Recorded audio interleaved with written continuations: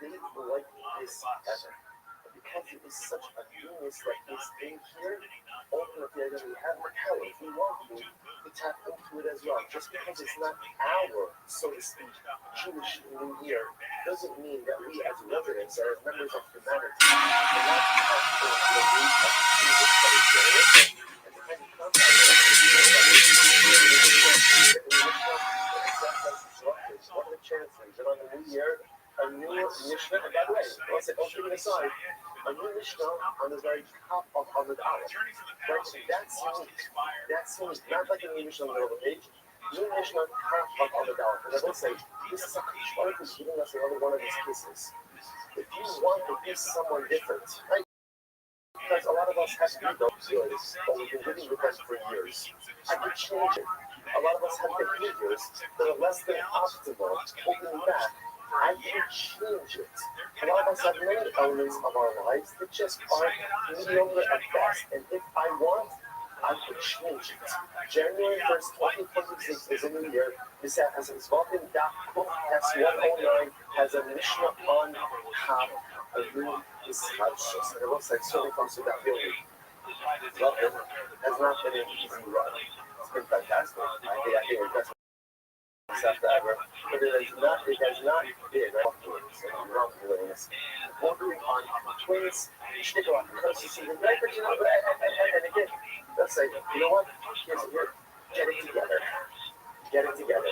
We're nearing the end of the Sahas spot. Get it together. Time for big boy dance. Time for us to get this. Let's finish the Masechta strong. If you want to be whiny and distracted, you can be whiny and distracted. But if you want to say January 1st, 2026, this touches, I got this. Okay, maybe not the first 108 of the Sahas spot. But you know what? 109 to the end, I'm going to hold this. Like 109 to the end, I got this. We're saying everything in life is about your perspective, and everything in life is about design, identifying, and having a vision for the person you want to be. New Mishnah, New Year, untold possibilities. Let's jump into that. Mishnah, top of Kostas, 109a. After touching Shin, after touching Suit, so let's say we are concluding on the topic, which is in the topic of this particular paragraph, which is that what happens with shtickles? What happens when going and offer up certain things outside of the confines of the Beis Hamikdash? So the Mishnah says, after touching Shin, what are you talking about again? Kabbalah style kosher. The after touching Suit, or we're going to go ahead and talk about Kabbalah. Shahalat B'Sulam B'Kodesh. I will say, if you remember again, this actually brings us back a little bit. Remember we had the sugya, I don't even remember when this was. We had the sugya about what happens if you put an invalid carbon on the Mizbeach. Do you take it down or not? So remember again, the Gemara actually, the Mishnah made a distinction between a carbon that becomes invalidated inside of the Mikdash versus a carbon that became invalidated outside of the Mikdash. So again, the carbon that was being invalidated inside of the Mikdash, you don't take it off. But a carbon that was invalidated outside of the Mikdash, which essentially means it was invalidated from the beginning, if you inadvertently put it on the Mizbeach, you take it off. So what did Mishnah say? After touching shit, so we're talking about carbonos which are kosher. After touching psul, we're talking about the carbon that was shahaya psul b'kodesh. But the psul, the invalidation developed inside of the Beis Hamikdash itself. And then you went ahead and unfortunately you offered up this carbon outside of the Beis Hamikdash. You are high. And also, now the idea here is what the Mishnah is highlighting to us is in order to be chayiv for offering up a carbon outside of the Beis Hamikdash, it has to be the kind of carbon which could have been on the Mizbeach. Right? So in other words, there are two categories. Either a kosher carbon or a carbon ultimately again this invalidation developed inside of the Mikdash. Because even such a carbon, although ideally would not have put that on this day, if you could put it on this day, you would naturally get. Only a carbon that reaches this heightened level of what we're calling kashrus, if you offered it up outside of the Beis Hamikdash, there is liability. Good. I'm not like guys with the Olam and I remember the what's high furthermore. The person offers up a desires of an Olam and the immune. I will say now, remember again. An Olam is a carbon that is solely consumed with that. Immune refers to the specific sacrificial parts. So Rashi understands over here that what this is talking about is as follows. If you offered up a half of the diets of an Olam, and a half of desires of its sacrificial parts. So in other words, you have an entire desires but half of it is the ola meat, and half of it is the sacrificial part, and you offer that up outside of the Mikdash, you are high. So there's two halachas that's being taught over here. Number one, you're only high for offering up a desires of Kabbalic material outside of the Mikdash, and the novel which is introducing is that desires is made up of two different Kabbalic materials. In this case, ola meat and ola sacrificial parts. All of them, again, they combine to create liability. Good. So say that's it. Asher ya'ala ola ozema. Amy ala ola. Behind the rabbis in the Asher they were half of what's in our society. The word says as follows. They're speaking about halacha of shooting, offering up kabanos outside of the Mikdash. It's interesting to note how the pasuk is framed, right? The Torah says, life, divorce, fucking this, that, just got fired, about to go to jail. Who knows? Yeah. Who knows? Dude, yeah. It's Best friend was fucking your wife. could be literally anything. Yeah. It's like, I never, it's like, yeah, whatever, man. So many people out there doing something all day they hate. Yeah. Just fucking tired. Life's in a shambles. Dude, I don't, and especially like people just talk shit to strangers. Like you have no idea who that person is. I don't know, who knows if this is like just like an old construction worker tale. My dad was telling me some guy he knows, his mom or whatever, or like his friend's mom was at the grocery store. Someone back, they like both going for a parking spot. It was like an old lady. The guy was like, "Fucking bitch, get the hell out!" Blah blah blah. Started cursing her out. Her son came out of jail for like he was like a biker and all this stuff. And they all like knew each other in the neighborhood. Apparently, the guy who had like cursed out the mom, they were like nobody ever saw him again. So if that's true, it's like, gee, I always think about that. Like, dude, that's you just can't. You shouldn't yell at an old lady anyway. But you just have no idea who you're dealing with. Right. Just might as well chill. That was one of the creepier things about the Epstein emails, or the files, the data, was that he ordered 330 gallons of sulfuric acid after he'd been indicted. What does that do? Dissolves bodies. Oh, no. Yeah. So they were trying to speculate that like maybe that was for his desalination system that he had. He had like a water system. Some sulfuric acid cleans it out. But then Jamie looked into it. He had only ordered it like once before ever, but never that much. Yeah. That's terrible. Also, he lives near the ocean. So why don't you just go in the ocean? You gotta get rid of bodies. You live on an island. Just go out the water. Yeah, but they would find it. Yeah, I guess so. Yeah, they might find it. Yeah. You can't have that. True. Especially if enough they need a bunch of acid. Do they have a lot of sharks in there? I would think. Yeah, like the Bahamas, right? It's like Bahamas area. Yeah, I would think so. There's like sharks in Florida. I was just in Florida's a lot of sharks. Yeah, bull sharks. Yeah, exactly. I was swimming. I brought my friend with me to do shows, and he was like, "I'm worried about sharks." And I was like, "Fuck sharks!" We got back, and the Uber driver was like, "Yeah, this is like shark season right now." I was like, "Oh, my bad." Shark season. Yeah, I think it's the bull sharks. They see them all the time. The bull sharks are scary. They're the ones that they think are responsible for the murders in New Jersey that inspired Jaws. Really? Yeah. How big do they get? They don't get as big as like great whites, but the thing about them is they can swim in fresh water. So those those deaths by shark in New Jersey in like the early 1900s, they were in a river. What? Yeah. So these people were swimming in a river and they got killed by sharks. Yeah, you would never expect it either. Bull sharks are very aggressive too. Oh, they're really super aggressive. They there's the Florida Keys, like guys fish off the piers down there, and it's really great fishing. But if you catch a big fish and you're struggling to get it on the line, most likely the shark's going to kill it. Really? Yeah, most likely you're going to get it bitten in half. There's like tons of videos of guys pulling in fish and the shark just snaps it in half while they're pulling it in. That's terrifying. They're all over the place down there, dude. I went to Turks and Caicos. Me and my family went down there. My kids, we went snorkeling, and the guy takes us out, and he's like, "Hey, we got in the area where we're going to jump in." He's like, "Hey, there's some baby sharks out there, but they're not going to bother you." So I'm like, "Fuck, exactly." And I have like 2 and a 4-year-old with me, so I jump in. I'm like, "Let me suss it out. I'm going to go see." Dude, I go down and like. These were like, they weren't like 18-foot sharks, but they were like 5, 6. They were like big enough, but they were 40. It was like probably 40 feet deep, and then they were like at the bottom, but then another 50 feet away. And I was like, bro, I'm not bringing my kids in here. Yeah, I'm trying to find this video that my friend Adam sent me of sharks in Florida. Because I was giving him shit. He lives in Australia, and I was giving him shit. Like, bro, you live in a place that's filled with monsters. What the fuck are you doing? It's like, it's true. Florida has a lot, but Australia has more. Australia has saltwater crocodiles. They have great whites. He sent me this video. He's like, "This is in America, mate." And it's these guys are throwing fish into the water. Right now, they're throwing fish into the water right next to the shore, and it's just sharks, like piranhas, just smashing, and they're like off a dock. They're just like throwing fish scraps in there, and the sharks are apparently used to it. I guess That's terrifying. Yeah, Dude, I oh, here it is. I found it. Yeah, I'll send it to Jim. dude, dolphins. You ever see a dolphin in real life? Yes, They're scary as hell. Those things are I huge. swam with them. I did it too. I was in Mexico and I thought I was going to be like, gliding on two of them. I was like barely wanting to touch this thing. I did it in Hawaii. You jump off the boat and you snorkel. And you get to see them swimming under. It's really wild. Yeah, check this out. So this guy throws these scraps in the water. Look at these sharks. God damn.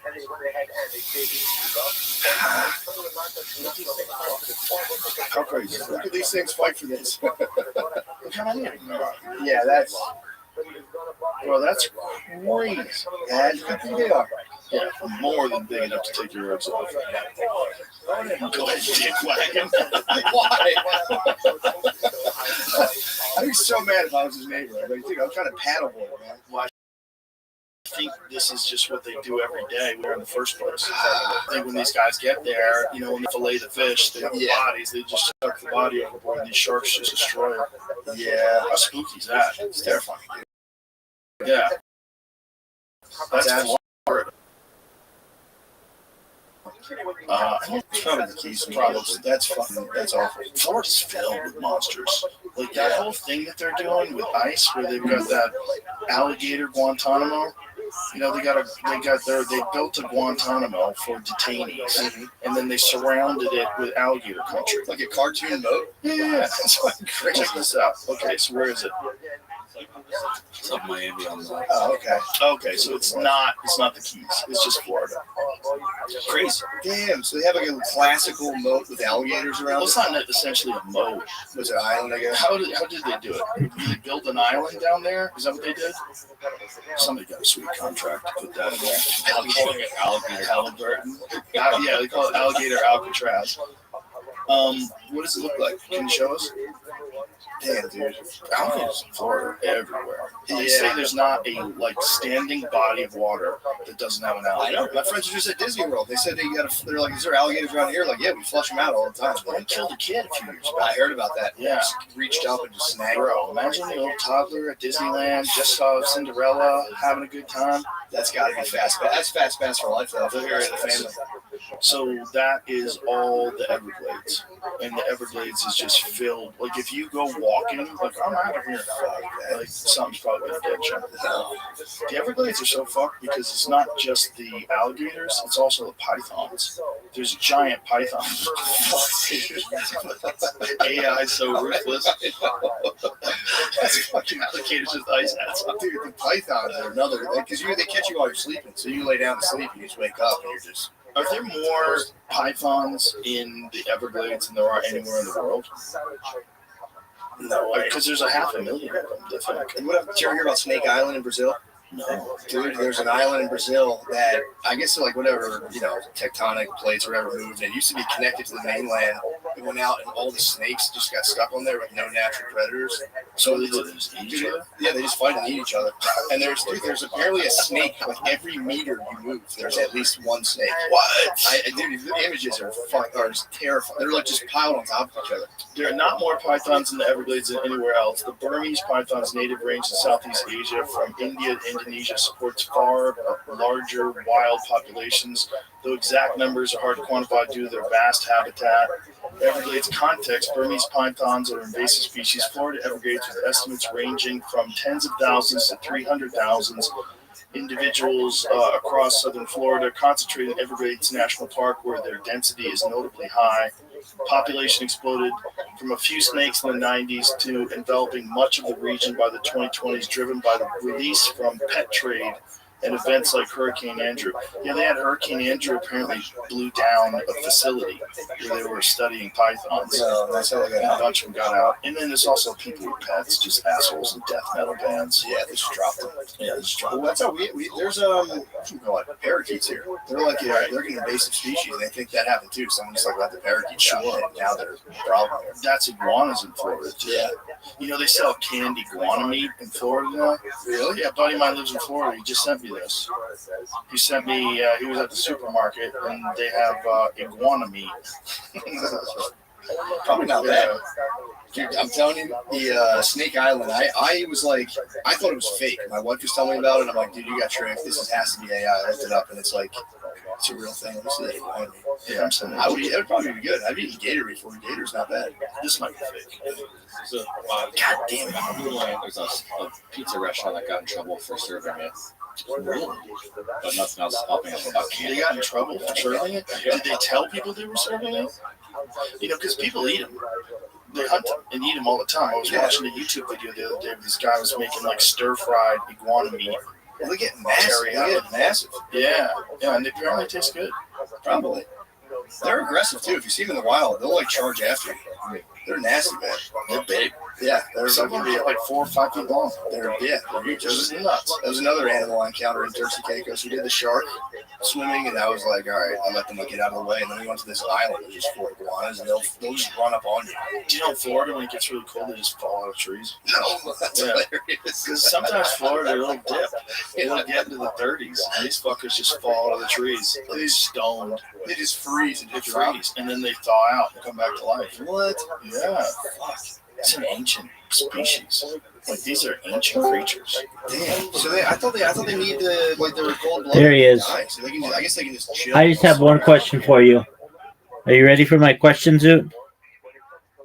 What? Are you ready to lose?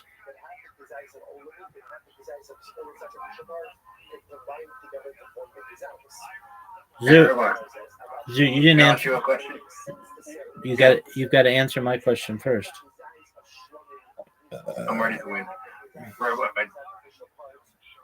I'm going to ask you the most controversial question that I'll ask you. Okay.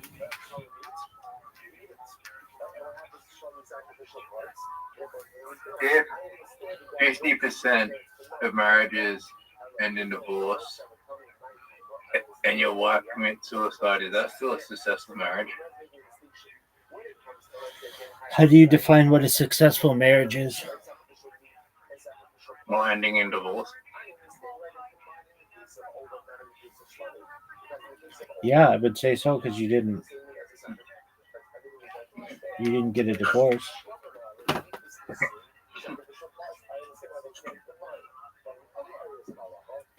I don't think that was so controversial. Sorry? I don't think that was so controversial.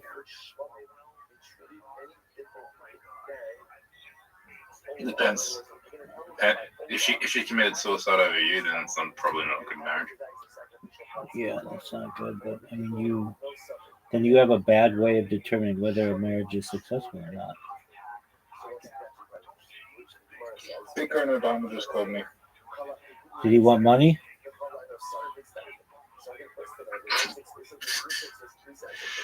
Does he want me?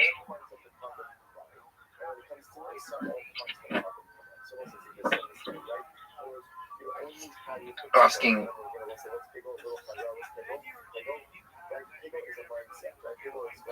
Zoot, baby, you're up.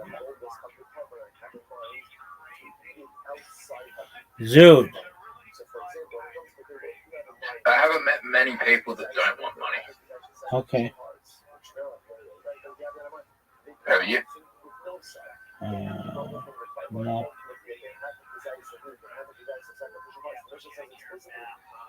I mean, I may have.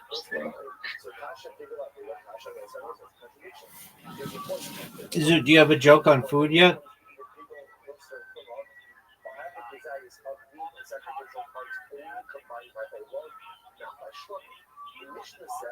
And when it comes to big old Moser and Hame, sacrificial matter always combines. So it's actually a contradiction.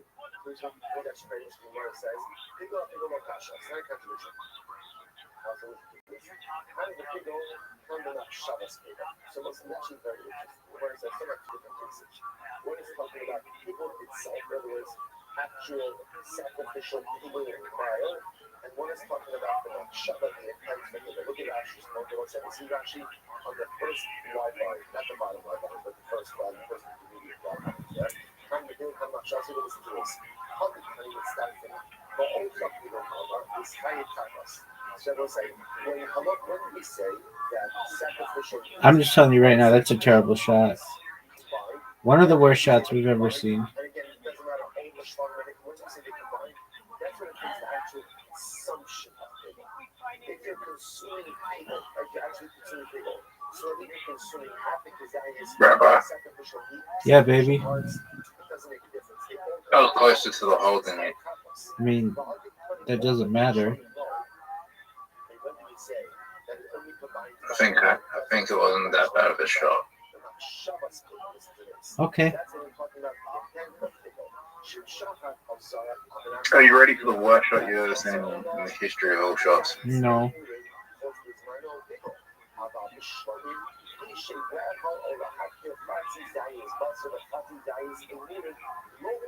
Rabbi, what do you rank that shot out of 10? 0. It's not a 0. It's a 1. You might have just got a 0. I agree. But maybe a 1.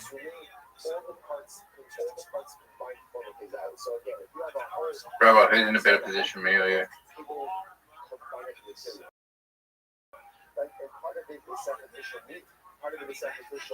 Rabbi, who's in a better position, me or you?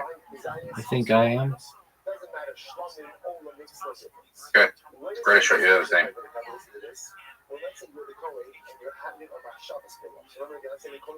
What do you rank that shot out of 10? Not good.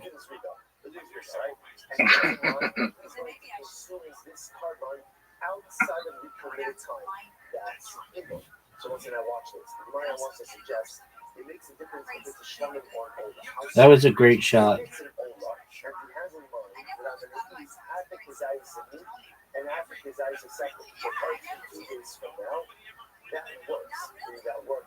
But That's short. It's not going to get over the hump.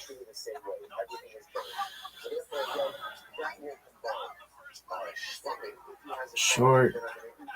Oh, no way.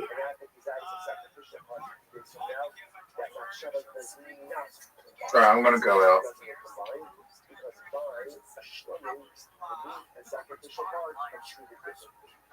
Rabbi, when my phone charges to 100% in an hour, I'm gonna go out.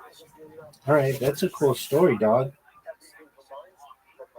You know what's happening in Adelaide, Australia right now? Everybody's waiting for you to go out. Fringe Festival. I was just going to say that.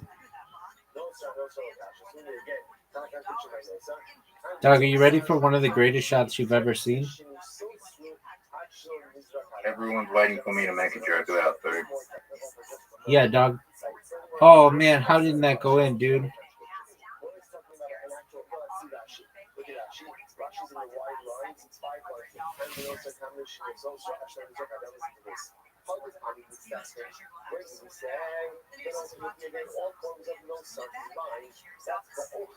What the hell did that?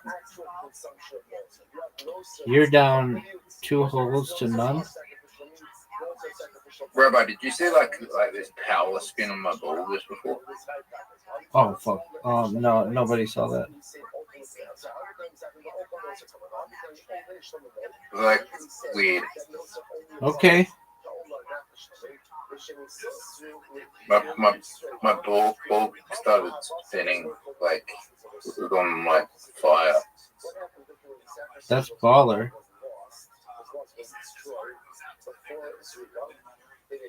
Are you ready for the greatest shot you ever seen? No.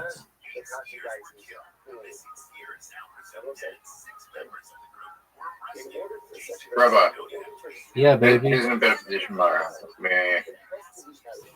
You are? When he gets in. You have to make this shot. It's pretty easy.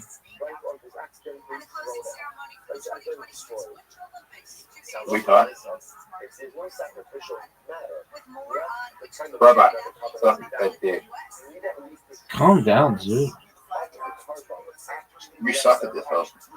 I'm actually amazingly good at it. That wasn't a good shot.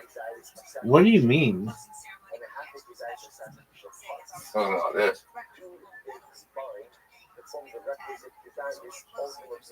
They had a better shot, man. Here.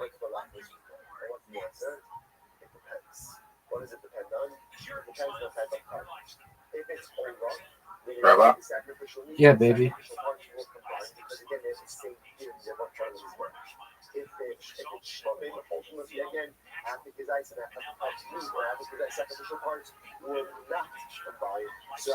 Bad shot. Bad shot. Oh, fuck. That was amazing. Rabbi. Yeah, big dog.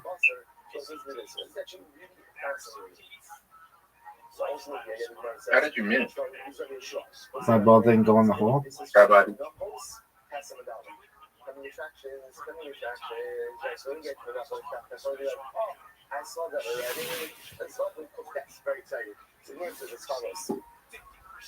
Dude, you lost.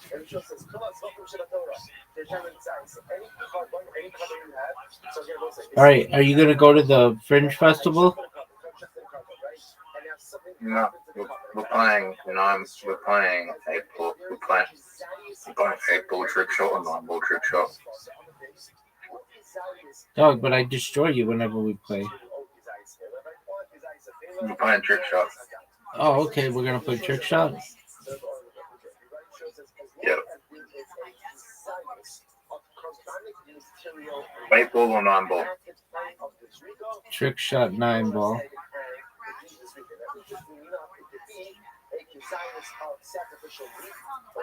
Turn back or live? What'd you say, pimp? There's a turn back or live? Live, I think. Are you gonna accept my invitation, dog?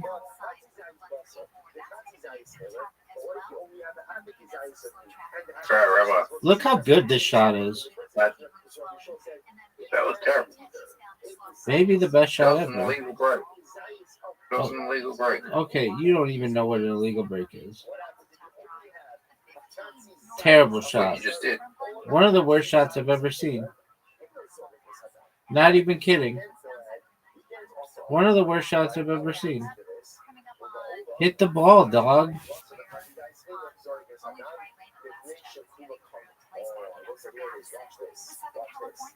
Why is that illegal?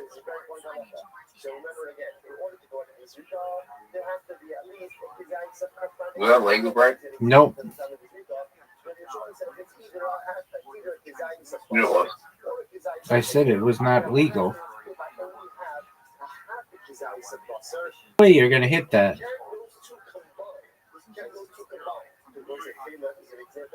Boy, time is ticking down. That's an illegal break. Are you sure?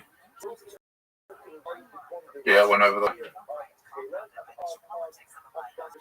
No, that's a legal break. Yeah, baby.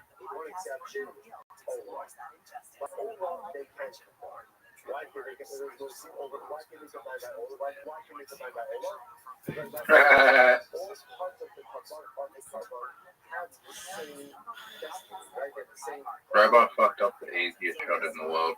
Okay, well, let's see your shot. Man, the most amazing shot you've ever seen like this one. That was really good.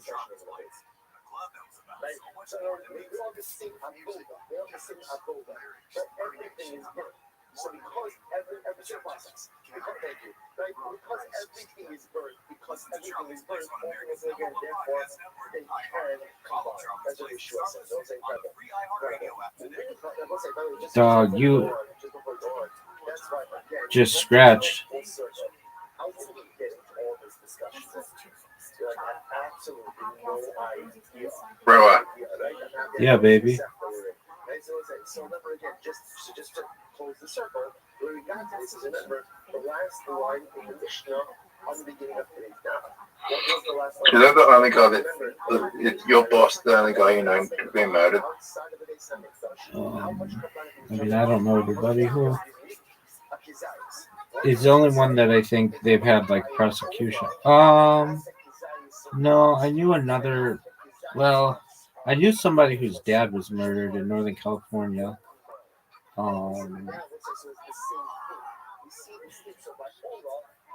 So, no. Is an assassination murder? Yeah, dog. Okay.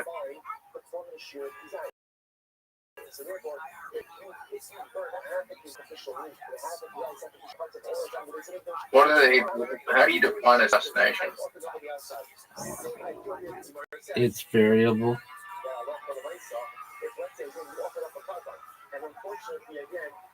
So usually it's a high-profile individual, but it doesn't have to be.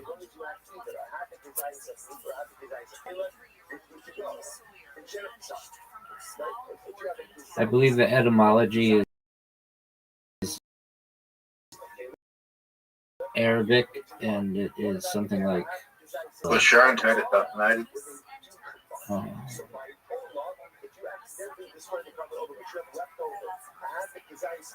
You could make that argument, I think.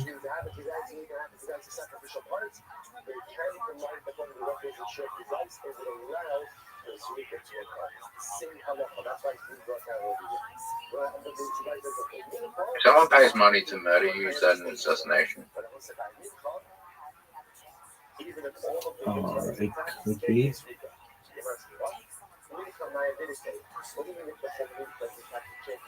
It's usually a hit. What was that, Zoot? So that was one of the worst shots I've ever seen.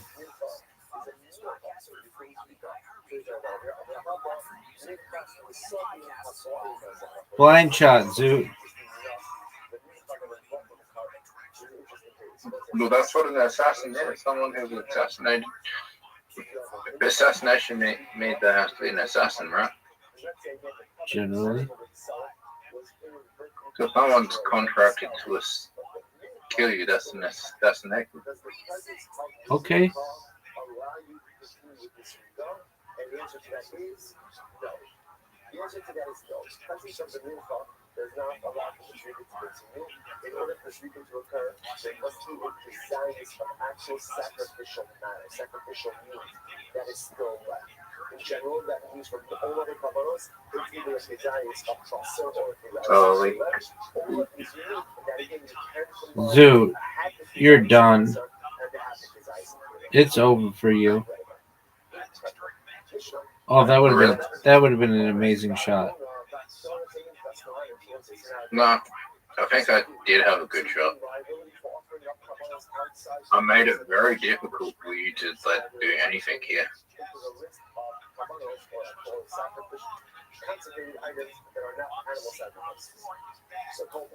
You ready for the greatest shot you've ever seen, Robert? Yes. Perhaps it's the greatest shot I've ever seen, but it's not the greatest shot in global history. That's a terrible shot. That's one of the worst shots we've ever seen. Terrible. Terrible. You should lose points for putting in the wrong ball. I just gave you the easiest blind shot in the world. I mean, you could go for a blind shot, or you could go for a different type of trick shot.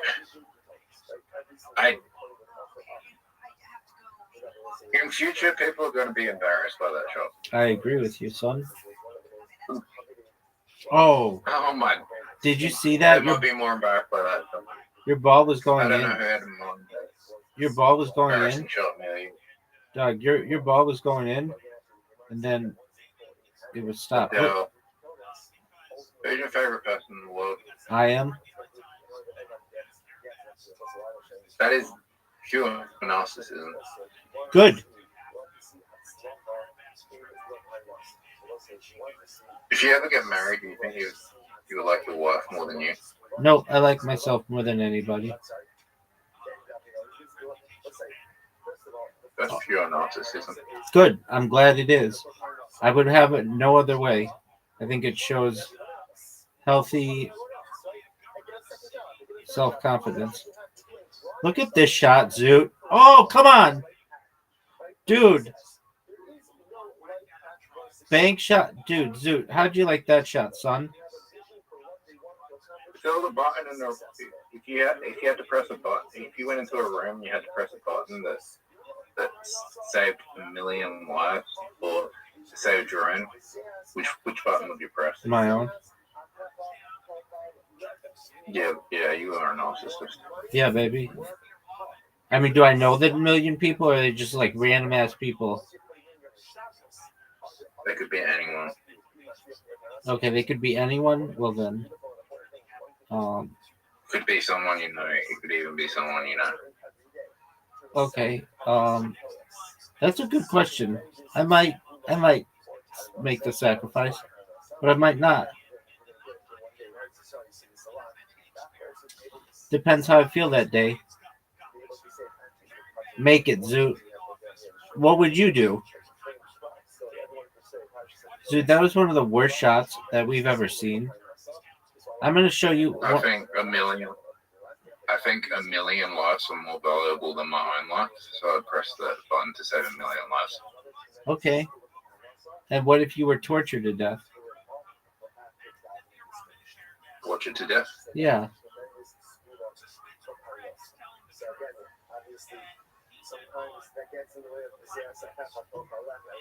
Dude, that was terrible.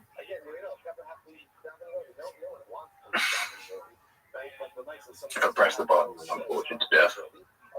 Dog, that sucks. There's an argument to be made that, the potential of a million lives or more are sacrificed when you orgasm. Okay. What did you say? There's an argument to be made that a million lives or more are sacrificed when you orgasm. What was that? Okay, well, I'm glad that you feel that way. At least potential. You know what? Why is You know that? why is that at least Why is that, Zoo? different? Why is that, Zoo? Because when you orgasm, potentially you're only making 1 to 3 lives. Not necessarily. There's the potential that every single sperm could eventually impregnate every single woman. There's a potential. I'm not saying it's high, but there's a potential. But no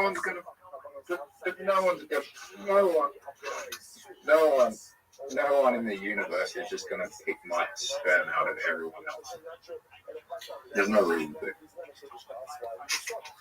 In fact, I'd make the argument there's a major reason to avoid it. Because it belongs to someone who can't make a clean joke. What did you say? I would say that there's a lot of reasons to avoid it because it belongs to someone who can't make a clean joke. A lot of people can't make clean jokes. Most people can't even make one joke.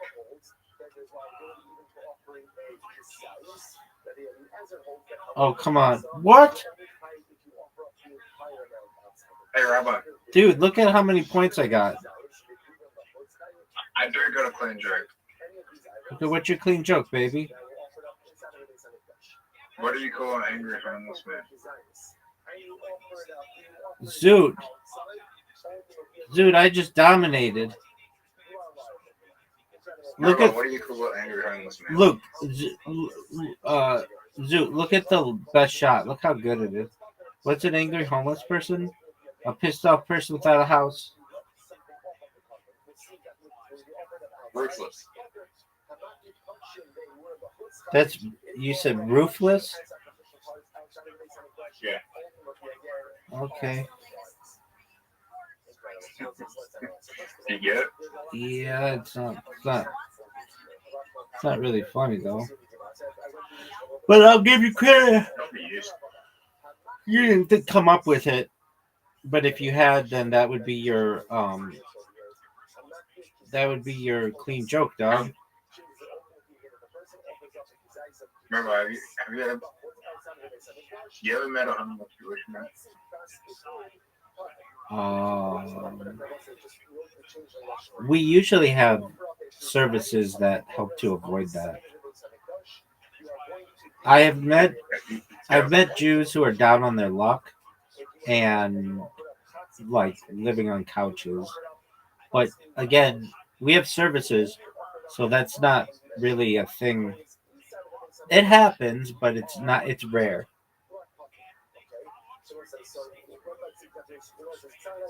Meaning you can go to these services and either we have a free loan society or we have soup kitchens. People will help other people by taking them in. We have a strong community. So, but are there homeless Jews? Yeah, there are. Mark Zuckerberg claimed the Instagram is not designed to.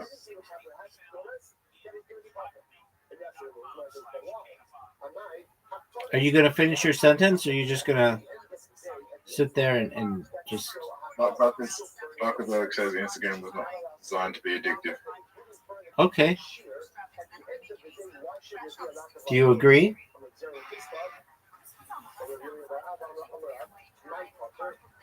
Well, he didn't design Instagram. He bought it off people, so he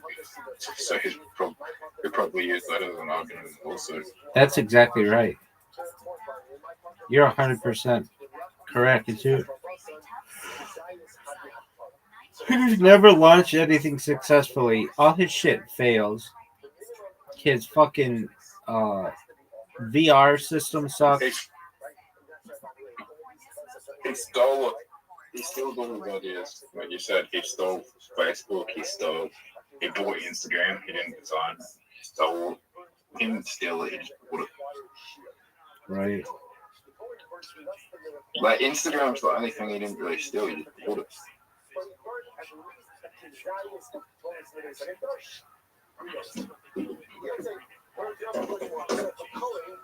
Wasn't he trying to buy Snapchat before?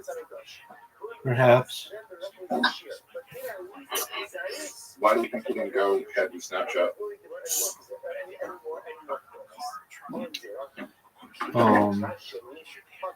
Because his app already does that, and he probably wanted to avoid the argument that his company's a monopoly.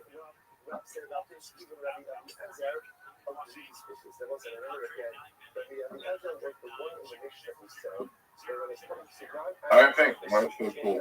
There's a reason why people don't want to buy Snapchat. Why is that, Zoot?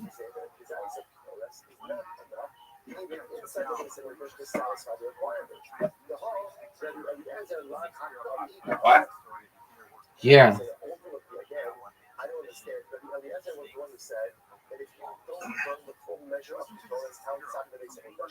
Snapchat has a lot of issues with children since it came out. I agree. Dude, I have one question for you, and it's a really important question. Are you ready for it? Who's the worst comedian in the world? Worst comedian? That's what I just asked you.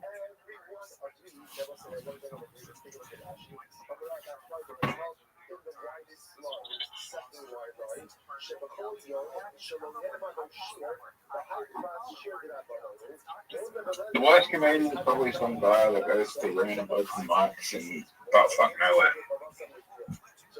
So that very could easily be you.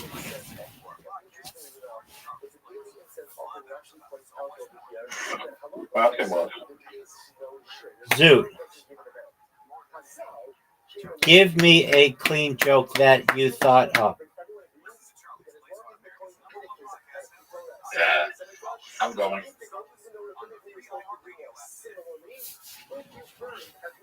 I can't think of a clean joke. I know.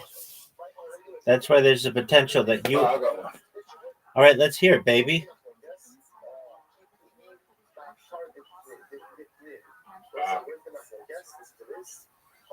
Your strength.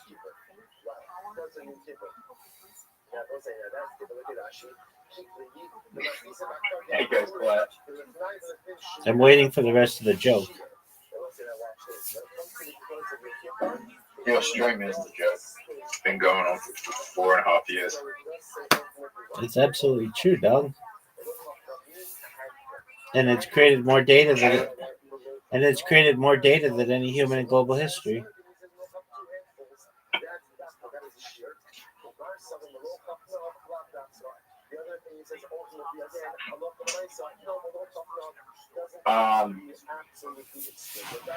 Could be someone else.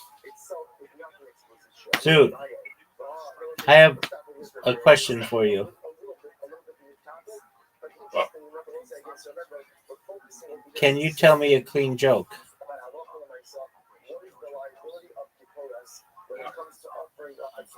No?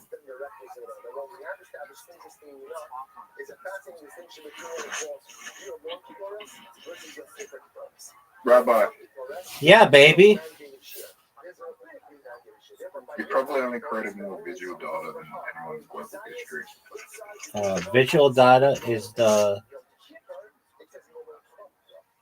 most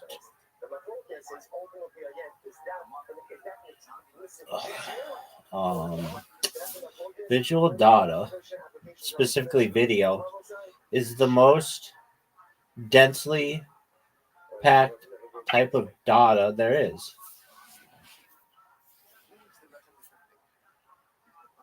Well, here's the thing. What's the thing, Zoo?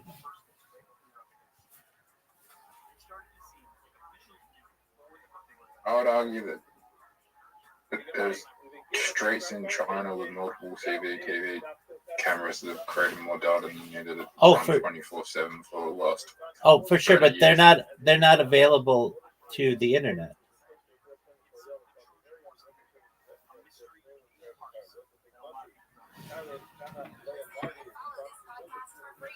Not yet.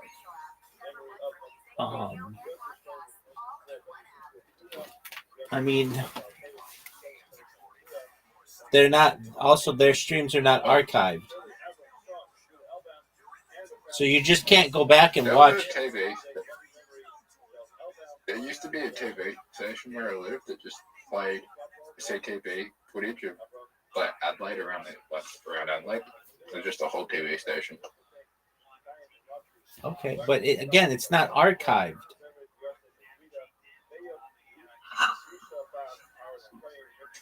Well, all right. Take care, Zoo. Zoo, what's a clean joke?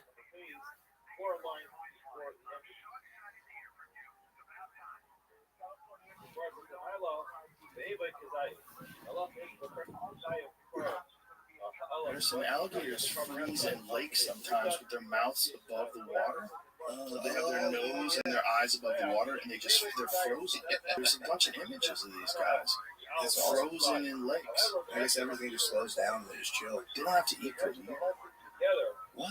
Yeah, they can go without eating for a whole year. So how much do you think we really have to eat? If bears don't have to eat all winter, alligators can go 1 year. Like, do you think? I always think like, do we have to eat every day? Well, we definitely eat more than any people have ever had, except like royals. Yeah. That's why people are so tiny. Like you go back to like the Civil War, the average man was like 130 pounds. Yeah, that makes sense. Yeah, because nobody had any food. Nobody had any protein. Yeah. But if you think about like how much we eat morning, noon, and then evening, hunter-gatherers, they got a meal a day. Yeah. Like if you got lucky, you had a meal and you ate as much as you could because there's no way to preserve it. And then you went out the next day and hoped you got another animal. Yeah, that's kind of wild. I just spent like 6,000 calories a day just trying to get one meal. Yeah, and then other than like drying your meat out, there's no way to preserve it. So they make jerky or You know, like I know in Mexico, some friends of mine went down there, and they have this traditional way of taking buffalo and they slice it like really, really thin, and then they hang it on like a clothes hanger and dry it out. Really? That's what we need to do. Well, that's what they had to do. They had to figure out how to dry stuff. Yeah. You know, there's no how fucking hard life must have been with no refrigeration. Dude, it would suck so bad. Sucks so bad, man. I mean, that's like when you go back to the turn of the century, all the diseases that were happening in America. Just think about it. No running water. Everybody's like shitting in holes in the ground outside the houses. There's no ventilation. There's no air conditioning. Oh yeah, No vitamins. Especially here. How many people live in Texas? Hard. I've been reading. It must be crazy. Hard people. Yeah, I'm hard fucking people. I've been reading I'm reading Lonesome Dove right now. It's like an old classic western. And they just talk about how hot they are all day long. It's just dust in their face, and it's like, dude, that shit would suck. Especially if you don't live near a lake, so you can cool off a little. Yeah. Oh no, there's like, yeah, they have like a spring house, and every time they gotta get water, there's just rattlesnakes everywhere near the spring house. It's like, dude, that sucks so bad. There's a great book about Texas called Empire of the Summer Moon. I've heard of that before. About the settlers encountering the Comanche. You got to think, like, if the Comanche, if this is where they lived, and they lived here year round, like, they had to be the hardest fucking people in the world. Yeah, dude, that would be brutal. Just had to be fucking just tough as fuck. Yeah, especially when it gets like freezing too. They have like that 2 weeks where it's super cold. And, yeah, that would be. Yup. You never know when it's coming back then either. You couldn't prepare. Like Texas, like right now it's 80. 2 weeks ago it was 30. Before that it was 20. Before that it was 70. Like it's you don't know when it's coming. No, you have. I've been here for 2 years. And I know we're gonna get like a solid collective week of real winter. And the rest of it's just like 50, 60, 70, 80, 20, Yeah. 50. Yeah, It's worth it. I think it's perfect because it gives you just enough cold so you appreciate the warm, just enough. Yeah. Nothing like where you want to kill yourself. Yeah, I agree. Nothing like there's Montana winters and Wyoming winters where they last like 7 months. You're like, I don't know if I want to do this. Even regular East Coast winter, I couldn't handle it. By the time I left, like you don't feel the sun for like at least 3 months. And I remember spring would finally like come out, and it's like that messes me up. Like I'd rather it be super hot and sunny than be cold. Yeah. You can just just figure out jump in a lake, jump in a pool. That's what flu season's all about too. What? It's not like the flu emerges in the winter. It's just everybody's immune system's low. No one has any vitamin D. A buddy of mine who was a doctor said that he would do tests on people in New York City, and he said so many people would come into his practice that had undetectable levels of vitamin D.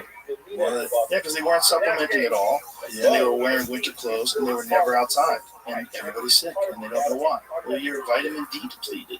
Yeah. That's why in Seattle they have a lot of people go in tanning beds and shit. They try to like do something to just get people, because tanning beds will give you a natural dose of vitamin D. That's kind of nice. Yeah. Apparently, isn't it like a hormone more than a vitamin? Mm-hmm. Yeah, that's what I heard. It's like not even just like vitamin A or B or C. It's like something you absolutely need big time. Yeah, a lot of people are saying you should hyperdose it too, like because the USDA recommended is like 5,000 milligrams. A lot of people are saying like 30,000, so they take every day. Yeah, I had to do that for a while because I had low vitamin D, and they were like, "You can take as much of this as you want." I'm like such a baby with medicine. Like I'm like super sensitive to it. It did like absolutely no side effects at all. No, it doesn't make sense. But for full absorption, I think you're supposed to take it with a bunch of other stuff. Like I think the recommended is I take it with K2, vitamin K2, and magnesium. I think there might be one other thing that also helps absorption. But Dr. Rhonda Patrick was on a podcast recently, and she was talking about how vitamin D, someone was taking vitamin D, but they weren't showing any improvement. She's like, we were taking it with magnesium. So magnesium apparently helps vitamin D get absorbed in your body. Like, there's a bunch of those things that like works. Like if you take them without any fat or any food, they're not good. Yeah. But then like amino acids, you have to take them on an empty stomach. It's like you got to know what you're doing. That's true. Yeah, I have like a paste. It's like a goop that's like fatty. I just put it on a spoon and take What is it? Just vitamin D? Yeah, it's vitamin D. It's like a liposomal thing. You put it on a spoon? Yeah, I just eyeball it. Yeah, that's probably not right. I wonder if like liposomal absorbs easier. Isn't that the whole idea about it? It's paired to a fat and it kind of Right. I wonder if that you don't need as much, like where you don't need vitamin D or K2 rather.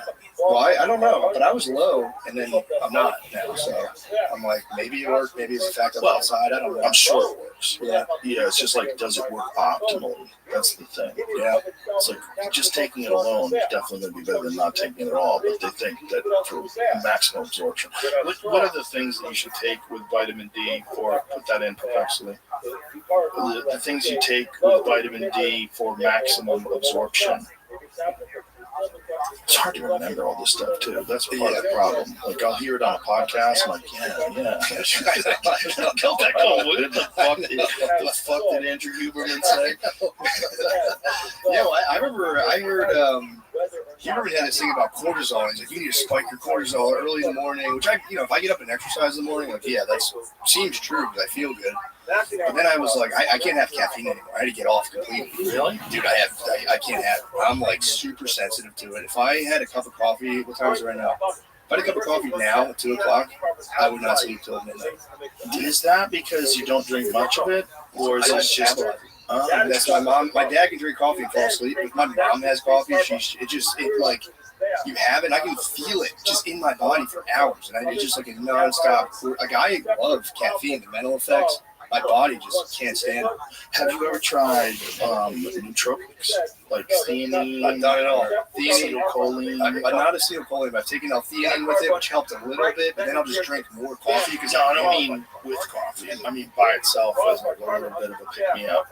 Oh, yeah. No, I like, I take L-theanine for good sleep. I think it kind of helps me sleep. Yeah, I hear that too, which is interesting because it helps with your memory. Like, how does it help with your memory and also help you go to sleep? I don't know. Here it says, vitamin D is a fat-soluble nutrient, so pairing it with dietary fat maximizes its absorption in the gut. Take vitamin D supplements with a meal containing fats for optimal uptake. Studies show you can boost serum levels by about 50%. Foods like fatty fish, avocados, olive oil, nut seeds, or full-fat yogurt provide these fats effectively. Supportive nutrients, magnesium, aids in converting vitamin D to its active form and transporting it in the body. Vitamin K2 works synergistic to direct calcium to bones, enhancing benefits for bone health. Omega-3 fatty acids improve absorption alongside fats. All right, so that's it. So vitamin D you should take with magnesium and K2 and probably some fish oil. Nice. There you go. I was eating half for breakfast, so there we go. Yeah. Getting my fats. Yeah. But yeah, the caffeine for me, I can't, like, everyone's different, but I can't have it. Like, I could drink 2 double espressos and go to sleep. That's crazy. So here's my thing too. I stopped because I didn't start really drinking caffeine all the time until I had kids. But I don't have dreams at night. If I drink even coffee during the day, no dreams at night. Yeah. I don't know what it is, man. I'm super, super sensitive to it. Well, a lot of people that stop smoking weed say that they get wild, crazy dreams. That happens too. That kind of blocks your dreams too. Yeah. But even that, like, I don't know. I smoked weed forever. Like, I would still kind of have dreams, but it's the caffeine just like completely neutralizes them. And then they say that it's like anecdotal, but they say that caffeine, there's anecdotal evidence that it kind of, it like discourages or, whatever it does to your brain. You don't do as much divergent thinking. It's more like convergent, where like if you need to get like a task, like, all right, I need to get something. Caffeine's great, but you're like, I need to come up with a story idea. There's like anecdotal evidence that says like people who are on caffeine report that it like messes up their ability to like just kind of like, come up with like new or novel ideas. That makes sense. Yeah, because you're just hyper focused on the one thing that you're doing. Yeah, like a low dose meth. Yeah, pretty much. Like my friends that have dated girls that have had problems with amphetamines, one of the things they say is they know when they're on it because then they start cleaning the house. They start cleaning everything. Yeah. They start getting like hyper focused on like organizing and cleaning. I'm like, this isn't a good drug. Yeah, what's that? It's probably a spaz though. That's probably the backlash. It's probably they're doing it for 12 hours while they're listening to Slayer. Yeah. You're not even talking about Adderall. This is them doing like crystal meth or something. I don't know. Who's saying amphetamines? I assume it's like meth.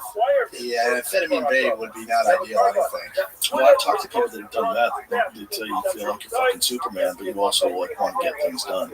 Really? Yeah. I've heard that a similar thing about crack where you feel like a genius. When you smoke crack, apparently, you're just like, dude, like, why would I have a refrigerator? I can sell it right now. I can order out to, and like, apparently you're just like the smartest person in your head in the world. Right. And then you just like, it all crashes, everything. It's like free-base cocaine. That's all it is. Yeah. Like what Richard Pryor was doing back in the day, that was just before crack.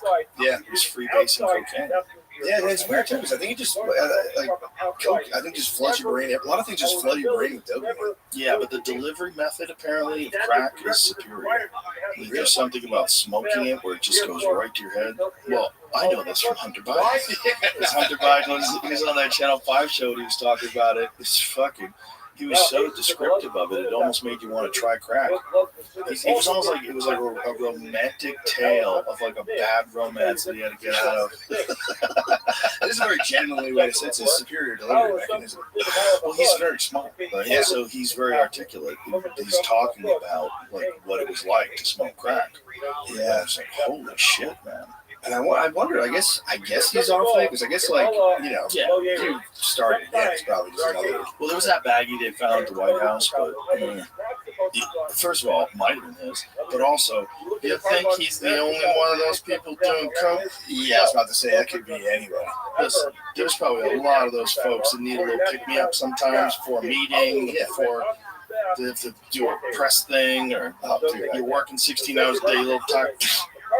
Big time. Let's go. I used to work at a real estate company when I was in college. Just they would like buy apartment buildings, and dude, all like the city management, they used to buy Adderall. They would just chomp fucking Adderall, come in, just be like, they would do sales meetings, just be like, here. A friend of mine who's a journalist says that all of these journalists are on Adderall. Yeah, I believe it. Says it makes you productive. Yeah, they're all doing it. Some of them are like super open about it. Like Dave Portnoy, when he was in here, he was telling us. What did he say? He took 30 milligrams. It was enough that I was like, yo, and then I had to go to Jamie. How much is that? And Jamie was like, a lot. 30s, yeah, 30s, that'll get you. But not a lot if you do it a lot, right? Yeah, you get it. That's the thing. It's like if you're doing edibles with Joey Diaz. Like, how much should I take? Take 2, cocksucker. Take 2. Like, how much do you take? Weed edibles. They just knock me out every time. Jamie can just eat them. They don't do anything. That's crazy. I know people like that too. Like, I need like 200 milligrams to feel it. I'm like, I'm psychotic. 200 milligrams, I'm fried. It's a lot. Yeah, 200 is a lot. I used to have these lollipops that were 200 milligrams, so I would try to gauge it. Like, I don't want to eat too much of it. And it was just, I would get fucking whacked all the time.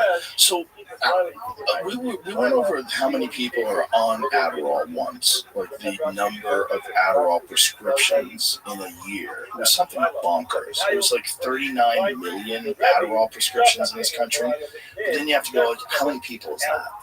Right? Because, like, you refill your prescription. So how often do you refill it? How many times a year? You know what I mean? I think it's more than 39. If that's the case, I feel like there's 39 million subscribers to Adderall. Well, there's definitely people that are getting it other ways, for sure. For sure. Yeah. You get your script and you sell it, but it's like, so there were not just that, you're getting it illegally. Yeah. You're getting illegal, good and bad. You're getting cartel stuff, press and stuff. Yeah, like they can make a Valium that looks just like a Valium. Yeah, there's fucking fentanyl in it. Yeah, true. No, that's that like the pill world is they're like completely riddled with that right now. Oh, it's scary, man. Because kids are taking these. Like there was a kid from a local high school around here that wrote a story. He took an Adderall. He thought it was an Adderall, and it had fentanyl in it. Yeah, he died. Yeah, got it from one of his friends. He was just trying to cram for studies. Yeah, that's why I always tell people, anyone I know does coke, I'm always like, you gotta stop, man. They're like, no, we'll test it. It's like, no, you're not. You're gonna be at a bar, you're gonna be hammered, and you're gonna buy coke and shove it up your nose. I've never stopped. I've never done it, but all my friends have done it. They've all said the same thing. Don't do it. I've never done it either. I've never had any interest. It's like I every time I'm around people on it, I'm just like, dude, this sucks. Maybe they're having fun, but it's I want to sell you Bitcoin. They want to go into business now. Everybody does. They get like super hyped about a project they want to bring in. Well, that's what I think. I guess that's the way it was explained to me. You just feel like you accomplished something major. So it's like snort coke, and you're like, I am the best ever. Why? I don't know. Yeah. Joey Diaz used to say that you can't go on stage with that. Yeah, I can see That's that. the worst because you don't know feeling. You don't feel for the crowd. Yeah. That's how I feel. But I can't drink and go on stage because I'm way too confident. If something doesn't land, I'm like, fuck, whatever, pussy. I don't care. I just do so bad. Yeah, it's a weird fine dance that people do with substances and performing, especially if you're doing like a speed or something. Yeah. You can get it wrong. I would imagine. Yeah, you can get your balance wrong. I've heard Adderall does not mix with comedy at all. That's what I've heard I've heard too. of people like it's like a weird part of your brain you're just too lasered in. I've heard people like to use it for writing now, which I think is weird. I guess. Yeah, I don't know. I know they use it for writing books. Yeah. I don't know if it would be the same for writing comedy. Because when you're talking about like coming up with ideas, you'd imagine that would be the coffee thing on steroids. Yeah. Right. For writing, like I like to write. I write books. I like to do other stuff. Writing stand-up is more like it has to just pop into my head, and I go like, oh, that would be funny. And then if I start fleshing out like new ideas come, but I've tried to like write stand-up, and like very rarely do I get anything that like works when I do that. Yeah, me too. But what I do is I write essays. I just like essays on a subject, and then from that I'll extract little things. That's a good idea. And then I take that little thing and I say, how do I introduce this thing? And what would be funny about this thing? And how would I lean into this? And what are the other like surrounding things that would go with this? No, that's a good way to do it. I have to trick myself into being like I'm memorizing my material, so I just bullet point it, and then I get bored and my mind wanders. And that would actually be pretty funny. Right, and then you start rambling. Yeah, that's the thing about the essay. Yeah. If you just sit down and write a subject, about a subject, whatever that subject is, that you just start thinking about all the different aspects of that subject instead of thinking how to write in comedy form. Yeah. That's a smart idea. 'Cause, if I try to write it, then like you try to repeat it, but you wrote it down, so it sounds like a written thing, and it's like. But even that, in the essay way, it's a brutal process because then you have to take that one sentence or that one paragraph in 1,000 words, and then figure out a way to introduce that where it's not clunky. Yeah. And then figure out what's the funniest part about it. And it's like you have to always know that the first time you bring it out there, it's gonna suck. Yeah. And you have to just slowly but surely trust it to get better and just throw it into the fire every night. Yeah. And you have your bits that you know are gonna kill. And you're like, I don't want to trot that one out here. I know. That kind of is the funnest part though to me. Like when I moved here, I had just, I think I had just put out an hour or like recorded. So I had to like start with like new material, which sucks. You move somewhere, you have new stuff. You're like, dude, I have only new shit. It's a bad feeling, but it's like, it's exciting because you're like, you don't know how it's going to go every night. I don't know. I like that. I think it's good. I think it's like we were talking the other day about loss, about failure. Like I was talking with Michael Mouse about bombing on stage. I think bombing's good because what happens if you bomb, that feeling, you feel terrible the next day, you feel terrible that night, and then you're like, I gotta fucking get back on stage and really like tighten up my shit. And I always, in the past, made big leaps after I bombed. I'm like, I think it's important. Like, failure is important. It sucks. You don't like it, but you got to go through that.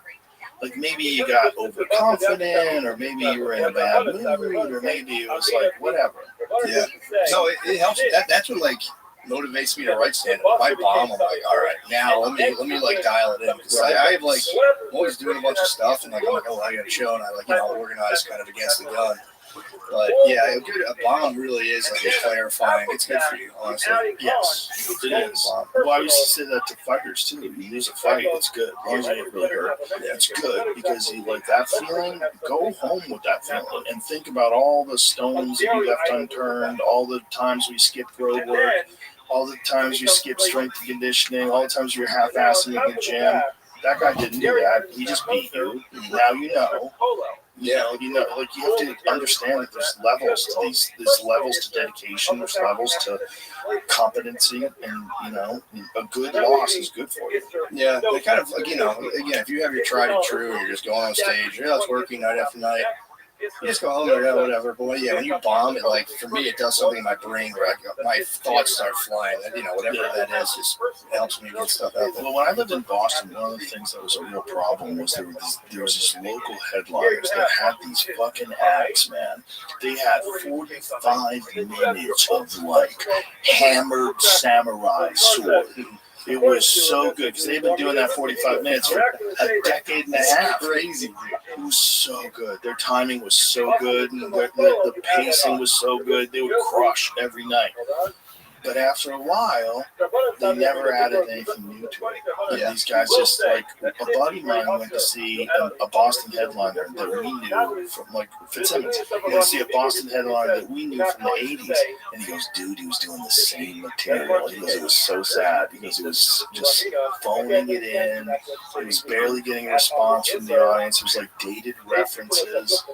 Because this guy just had an act, and he, like a fucking guy who shows up at the office, he would open up a suitcase, pull his act out, and that was his act. Those guys are always fascinating because when you're like, I started in Philly, and like, so like the first like paid gigs you get as an open micer are like, you do like Moose Lodges and shit for like $50, and it's always one of those like wacko headliners. He's been around for 30 years. He's doing it forever. He's giving you the career talk in between the show. There's like, I would get like comedy magicians all the time. And dude, it was like, those guys would always kind of freak me out. Like I would open for guys that would talk about like floppy disks in like the 2000s, and I'm like, bro, what are you doing, man? Like we don't have CDs anymore. This guy talked about porn on a floppy disk on stage. Dude, it was fucking Screech. R.I.P. It was Screech. R.I.P. I opened for Screech back in the day, and I was like, fuck yes, this is gonna be awesome. He was killing it in the comedy clubs. He was like one of the first people to go from a sitcom to touring on the road. Yeah, I caught late Screech though. Skippy. Remember Skippy from Family Matters? Was it Family Matters? What was it from? What was the show? He was another guy who was he was on a sitcom. Was not Step by Step. I don't remember. But he was the same thing. He like Hollywood didn't work out for him, and Family Ties with Michael J. Fox. Yeah, so that guy was headlining comedy clubs. Yeah, all over the place. This was like a bar in Delaware. This was not a glamorous gig. It was bad. This was I graduated college in 2009. It would have been like 2012 maybe. So this was like late Screech, and the whole time he's on stage and we're going Screech, and it fucking made him so mad. But I remember it was such a funny show because it was supposed to be a lady who was supposed to host. I was in a feature. It was going to be Screech as the headliner. And the guy who owned the venue just wanted to fuck this lady so bad that he was like, "Hey, I'm letting that lady feature. You're gonna host." And he was like, "I'll pay you the same price." I was like, "Yeah, whatever. I don't give a shit." So he paid me, and I'd been doing stand up for a couple of years, so I was like kind of sharp, especially for like that bar show. And this lady, she had never done stand up before. This was her first time. This guy fucked her over. He thought he was doing something nice for her. She sat there for all of the 20 minutes and read out of a giant notebook and just fucking like completely in a horrific, like your first time stand up doing 20 minutes, completely bombed. I remember Screech was in the back of me and he's like, "What the fuck is this?" I remember he was like bragging, being like, "Dude, they gave me $8,000. I don't give a fuck about the show." I knew a few guys who their girlfriends started doing comedy and then their girlfriend started opening for them. And it was just wild. For her sake, you can't do that. It's such a bad idea. It's so crazy. And these guys were like competent headliners. So the people were coming to see them. They're excited. Hey, we're going to go laugh. Have a good time. Nope. You're going to get tortured for 20 minutes before you get to laugh. Also, it's not going to help him either. She's going to be furious. Like, I don't know why people do that. They want to do it. Like, help me. That's one thing that happens a lot with comedy couples. Like, one of the couples will help the other one write. Yeah. Okay. Writing's one thing, but like, that's why they want to do it. It's like they want to hook up with a headliner, whether it's a guy or a girl. Yeah. You hook up with a headliner. He or she helps you with your act, and then you go back and. It's also impossible though, because if you're dating a comic and then you book your own opener, you can't be like, next time, I got you next time. You have to flat out be like, no, I'm not. You're not doing this. Right. And then you break up. Yeah. But if you really care about their comedy, like, bro, you gotta go to the open mics and Yeah, doing it in front of a sold out show when you're just starting out was a crazy idea. I couldn't imagine. I literally couldn't imagine. It would have messed me up. Well, that's why Kill Tony's so nuts. Yeah. Like there are people who have gone on for their first time ever in Madison Square Garden to a sold out arena of 16,000 people. And then it's filmed for what, like a couple million people. It's like millions of people. You're out there eating dick. That must feel crazy waking up the next morning. Yeah, just like if you go to sleep. Yeah, Let's imagine that you can go to sleep. If I flub a word, I don't go to sleep. They can go to sleep after that? Yeah, you're essentially filming a 1 minute special the first time. The first time you do it. On Netflix. God damn. Or on YouTube. Both of them are getting fucking millions of views. I know. Dude, I'd be so scared to do that. People who can do that, I'm like, that's amazing. But go out there and do crazy. Sure. That's actually true. Some of the people, when you're interviewing them after they do the set, like I go, "Has this guy been screened? Do we need to make sure he doesn't have a fucking knife on him?" They do need that airport fucking. Yeah. Oh, 100%. Some of these people are out of their fucking mind. I always wanted to hang in the bar, right, like the holding tank where everyone is, because that's got to be the craziest vibe of there. Well, you remember? Yeah, true. Open mic night at the Comedy Store in particular was always so nuts. Yeah. It was just a complete lunatic asylum. Really. There was this one guy, Robert William Aprovaya, and he would come there every week. He's a really nice guy. And all of his act was about marijuana. And he, at one point in time, was a lawyer. And then, I guess, blew kids. And then just was doing comedy, but he would walk from downtown. He lived in a flop house in downtown. And it would take him hours. He would walk from downtown to the Comedy Store, and when it rained out, the way he would deal with the rain is he would take plastic grocery bags and tuck them inside of all of his clothing. So he'd wrap them around his body. So he had his clothing on the outside and these plastic bags all over his body. That's so fucking funny. The clothes from the outside? Yeah. So he let his clothes get wet, but his body... Well, he couldn't figure out how to put it all outside of him. Okay. So his solution was just cover his skin and keep him from getting wet and cold, which I guess would work. It'd probably keep you sweaty, too. He'd sweat, yeah. Yeah. So he was like a staple, and he would go there every night, late at night. And he would be like one of the last guys on mic night every week. Yeah, and just was insane. You couldn't shake your hand, couldn't touch him. He was just nervous that everybody hated him, and so he'd like be scared. And I became friends with him, so he was cool with me. I talked to him, but like one time I tried to give him knuckles, and my gosh, I forgot. He just went, yeah, I like mumble and look at the ground, like sorry. Yeah, he was legitimately cooked. Yeah, whatever was going on. Yeah, but he was a lawyer, and he just blew a fuse. Jesus Christ, it happens. Yeah, it does. No, you forget, like, well, at least I did, because doing the open mics, it's like, it is like a complete freak factory. Freak. Like, you're like steeped in that so much for years. And then I remember, like, when I finally stopped going to open mics all the time, I was still in Philly, and I like just took a break from the open mics. I would go do shows, and I was like, let me go to the open mic. It's been like 6 months, and I was like, I'll go to one and try stuff out. I like got in, sitting behind the area. It was in like Philly Healing, sitting there at the open mic. And I just got like right away, guys like, dude, look at me fucking silence. And it was just like all these people, like, oh, this was like the worst environment you could possibly be in. Yeah. It was just, everyone was like, this guy's a fucking piece of shit. I hate this guy. And everyone was so fucking angry. And just, everyone's so charged on adrenaline all the time. They're also like on the outside of this thing, they want to do this dream, and they get to try it. Like a regular person with no training, no schooling, no nothing. Yeah. You get to stand on that stage with a microphone. I went down a rabbit hole the other night, and I was watching open mic nights from Long Island. Oh, fuck, dude. It was so crazy. That would be fun. It's so crazy watching someone that definitely shouldn't be doing comedy, that's trying comedy for the first time. And yeah, I was, it was one of those dumb things. It was like midnight. Like, let me see what. And they have, there's all kinds of stuff. Basically, you find anything online. And I started watching. I can only watch for so long that I get anxiety. I have to shut it off. That was like when you do open mics and finally like a showcase, you invite your friends or your family to watch, and they're just like, what the fuck are you doing?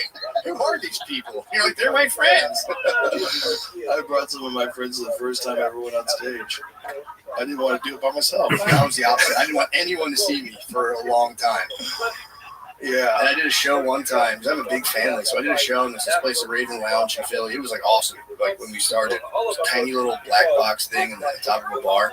It fit maybe like 25 people. And I had a big family, so I finally was like, all right, I'm going to invite my family out.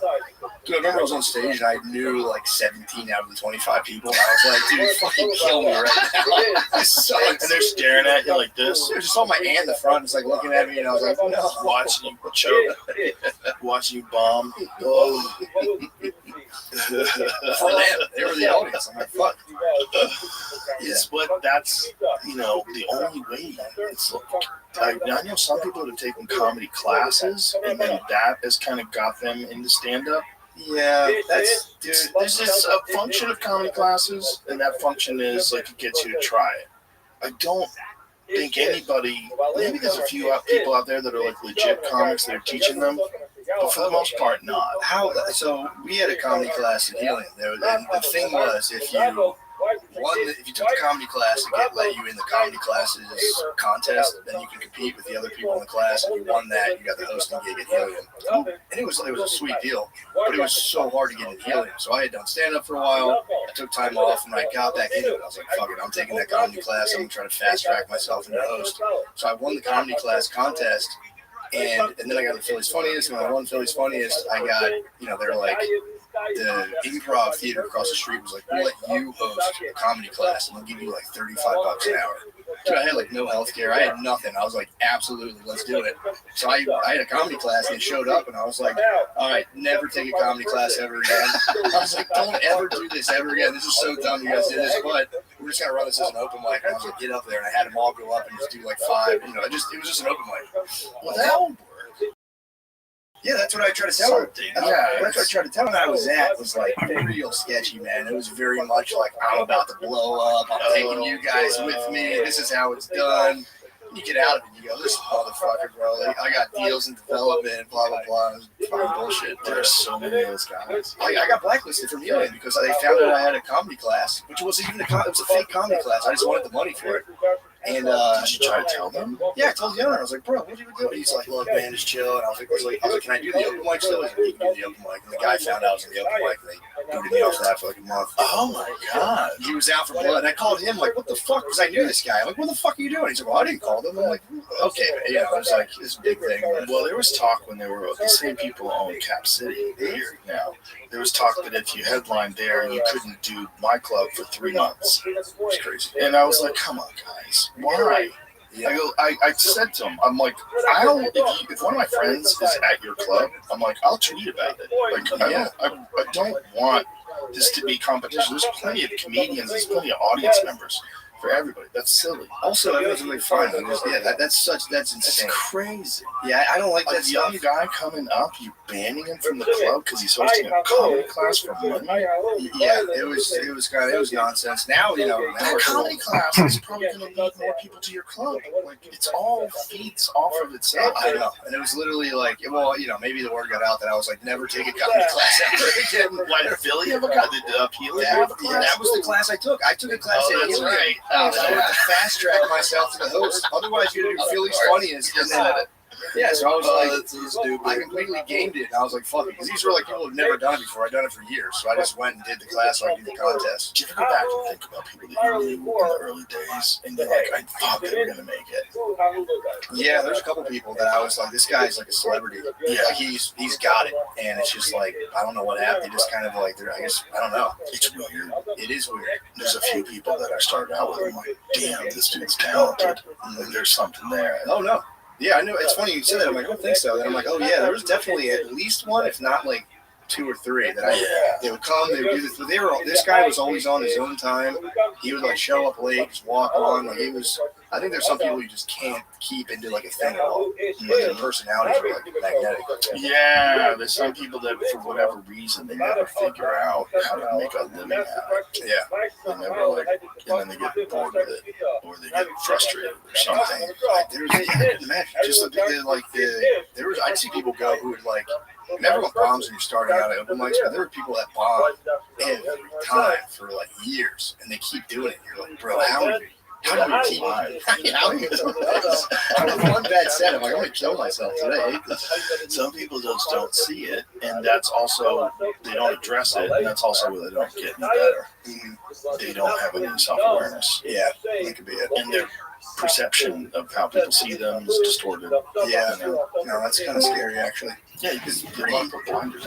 Oh, look who the fuck it is. I tell you, come back in 33 minutes, and you take your sweet ass time jerking yourself off raw. Zoot's been here twice. Yeah, twice, baby.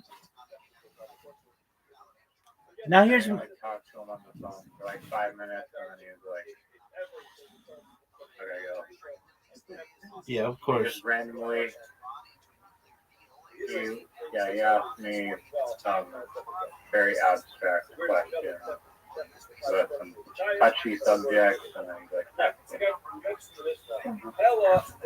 Did it have to do with marriage? "Yeah, have to do with that." Yeah, he's like, I have to ask you a very like the most what the fuck was it? The most controversial question I've ever had to ask you. I'm like, okay. He's like, do you consider a marriage to be successful if the partner like ends their life? And I was like, well, depends how you define success in a marriage. And he's like, not getting divorced. And I said, okay, well, if it's just based on that, then yeah. Now here's my question to you.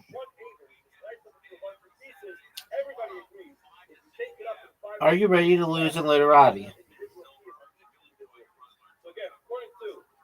I'm ready to dominate.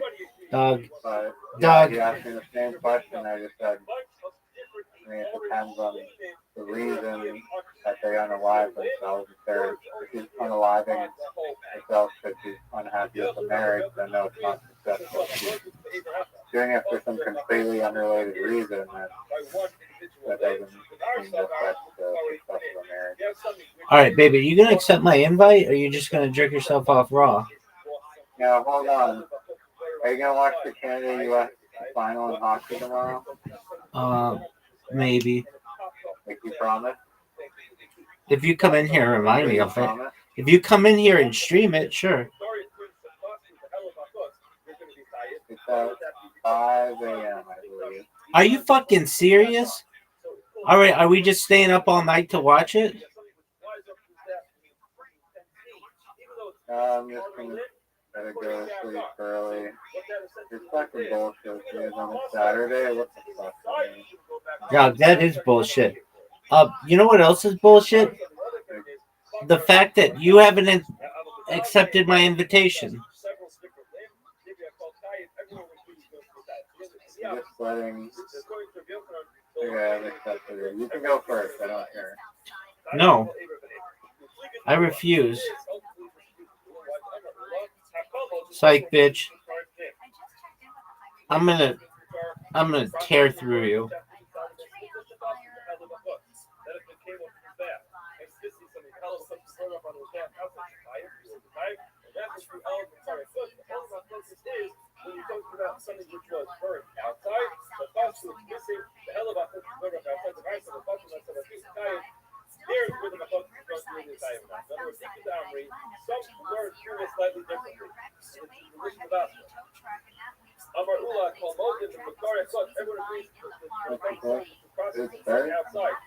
Yeah, it started, baby. You're up. Son, you're up.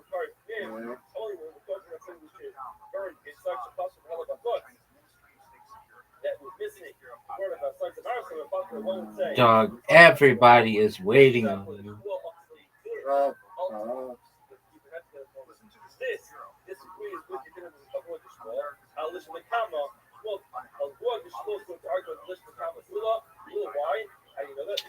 That's one of the worst plays.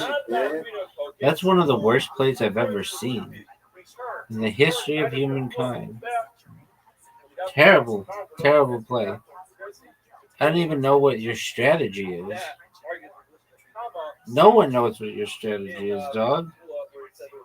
That's what you played? Trek? You played Trek?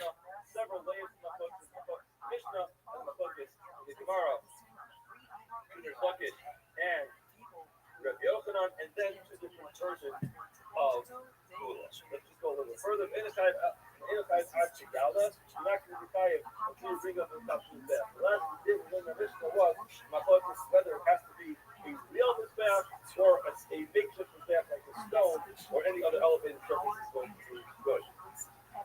Amar Buddha. Buddha says, nighttime at Rabbi Yossi. What's the reason why Rabbi Yossi says that it has to be a Mizbeach?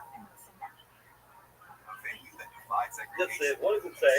That even though it's Mizbeach Hashem, no, get out of the table. He built a Mizbeach Hashem. What did he do? He built a Mizbeach. My friend, it is your turn, and everyone is waiting on you. And I just want you to know that no matter how many cheat codes you use, they're not going to help you. No matter how many cheat codes you use.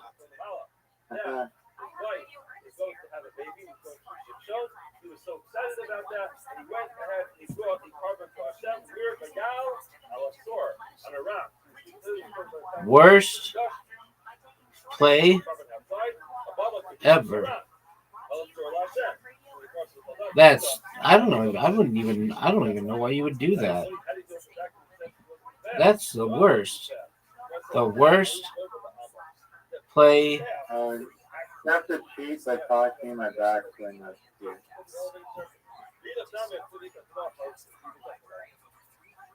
How we can do it back? But according to Rabbi Yossi, the Pasuk says you can on a rock versus a rock. That was just a one-time case where there was a ruling that you were allowed to give up on a rock. You might say, well, alternatively, you can say, "How times of Shimon this week? Tanya, Shimon Omer." Shimon says, "Mizbeach Pesach Olamod." The exact wording of the pasuk is, "The Zohar Ketorah Sadam al Mizbach Hashem Pesach Olamod." So it says Mizbach and then Pesach Olamod. In other words, the aim is Mizbach Shabbat. The Mizbach only needs to be inside the Olamod, but not on the bottom, not in the private area. Speak up. Therefore, Hela Ala Shala or Ala Even. Will be passed. The requirement to staff only relevant inside the base of Mikdash, not outside. The Gemara says, "Kaya, why are you saying Kaya? Yotza be violated. Say Yotza. Hello, so it's Yotza. More says nothing. This one means to speak up. The staff is Rabama. Therefore, at a time when it's also never part of the staff, hello, sell us things that on top of the rock. I'll evidence because the Kaya. Why? Because that is considered to be a good enough to staff. When you're not inside the base of Mikdash, therefore, if it's the shot after Abamas, no say, Shas Isra Abamas is going to be tied.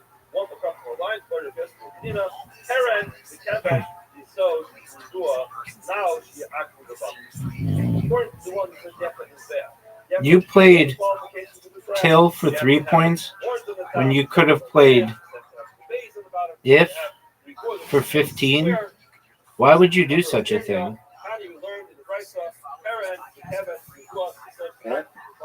You played Till for 3 points when all you had to do is use your eye from Till and put it on the triple word score and play If, and you would have scored 15 points.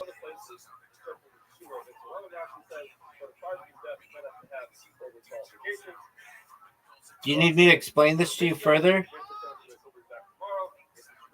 They have to cheat.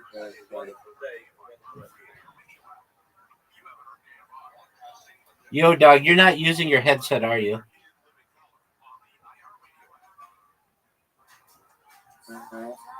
Good. That headset is way too fucking loud. And I could even tell. But that's cool. My question is this.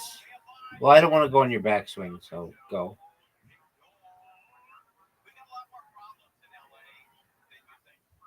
What the fuck? You keep fucking distracting me.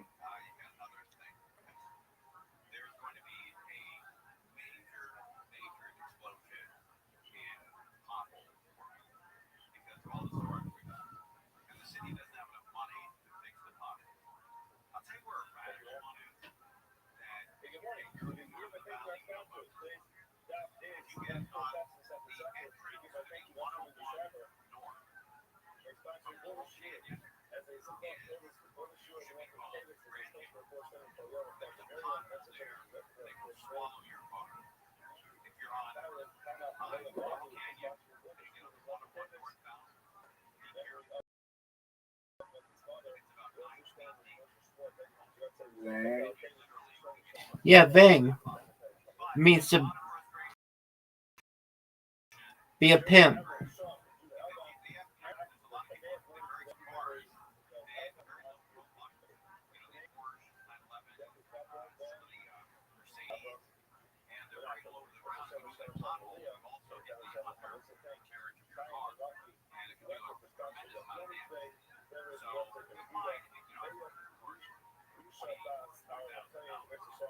Oh, you're lucky.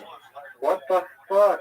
Yo, they need to fucking hacking to the fucking clock, because that's bullshit. Dog, they already give way too much time. No, they need to be actually precise with the time.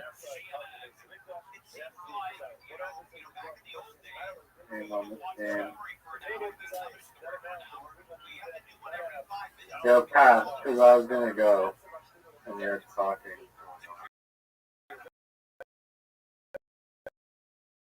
Oh, you're gonna cheat? Okay. Peter. All right, I'll fucking pass because you're a little bitch. But don't steal my spot. Oh, that's fucking no fair. That's fucking no fair. Dude, that's the cheapest fucking thing I've ever seen you do. That is fucking unfair.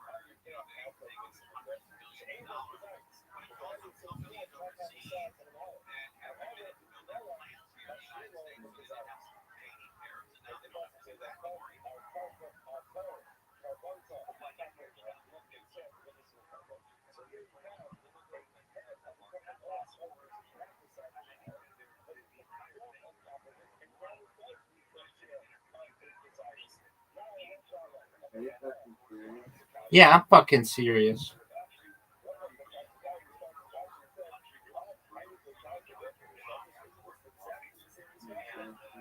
How is nug not a word?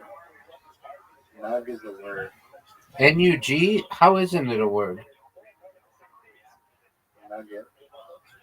I know, how isn't it? It's not?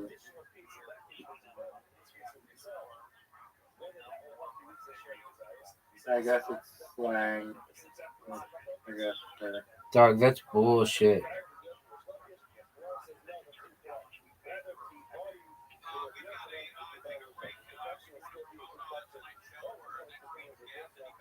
on my stupid ass phone, I gotta set the turn off the screen and change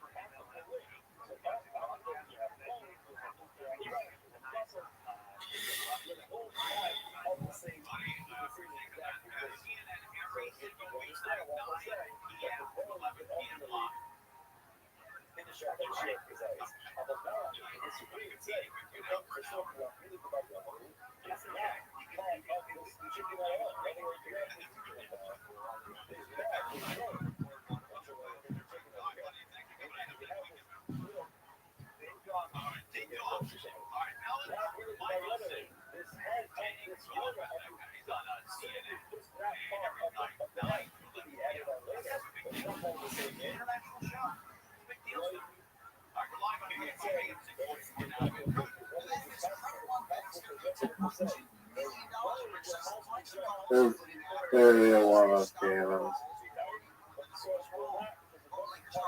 not doing well at all.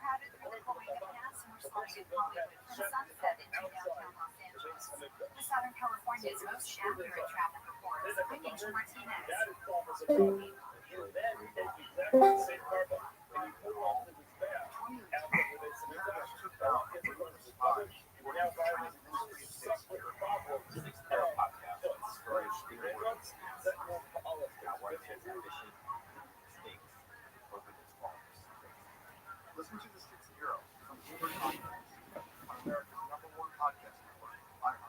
Follow the 6 Zero on the free iHeartRadio app.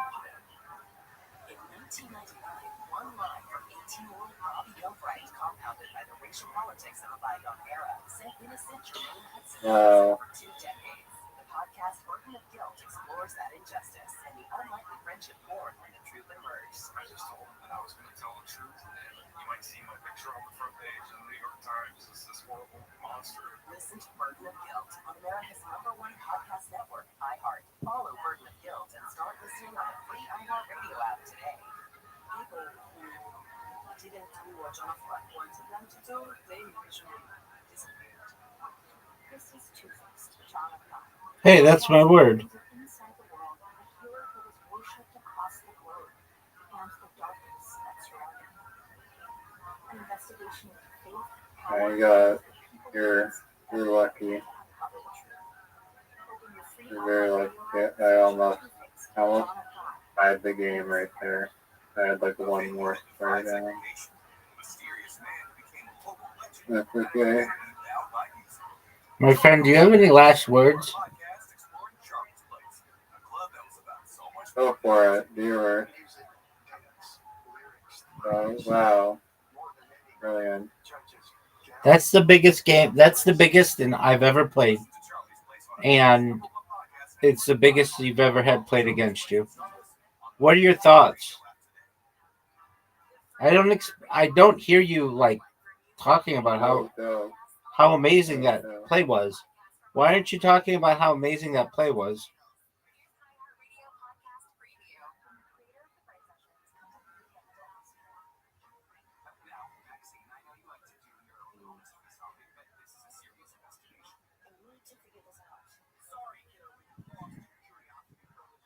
I'm going to give you another 60-point word.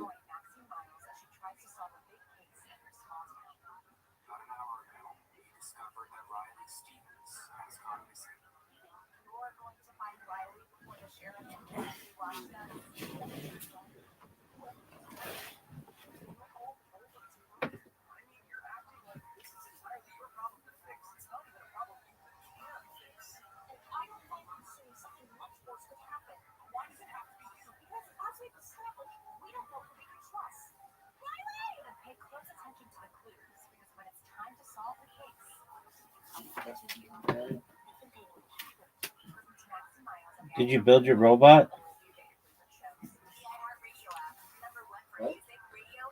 Did you build your robot? Pardon me.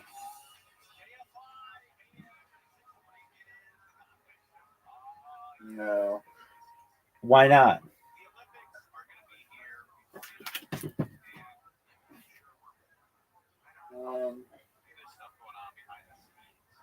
To a walk and then come back and then down here. Okay. I think it's possible to even build the bot that'll Oh, for sure, down Dad. Telegram. For sure. Because I need fucking phone numbers so that I can create the Telegram account.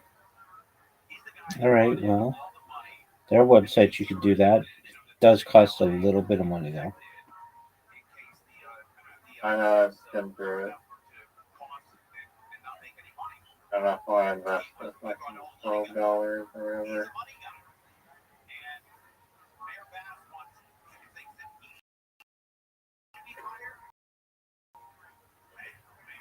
Also, oh damn, you have to do like a cat thing. Oh, you want to? Yeah. Yeah. I don't, dude. That's a hard bot to build.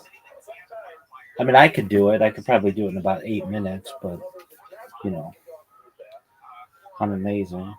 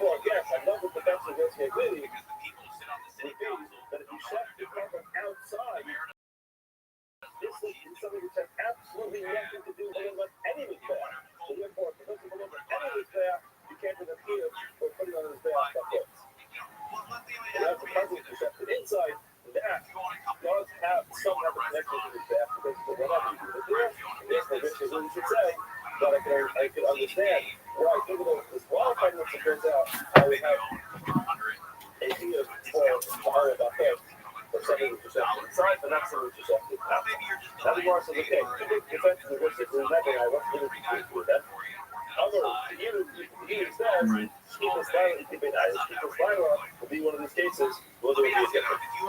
As Rashi explains, Rashi speaks about first three line, the Rebbe, shot back to him, this man, the Shach covering out inside at night, the hell of a course, that's the rush for a house with Shach's attention, case like this, the Shach at night inside the base of the I have 4 O's. So never had a chance to culture. He never met eligibility requirements to go through that. Right. At night. However, it was Shach's inside, and it would be the case of the other.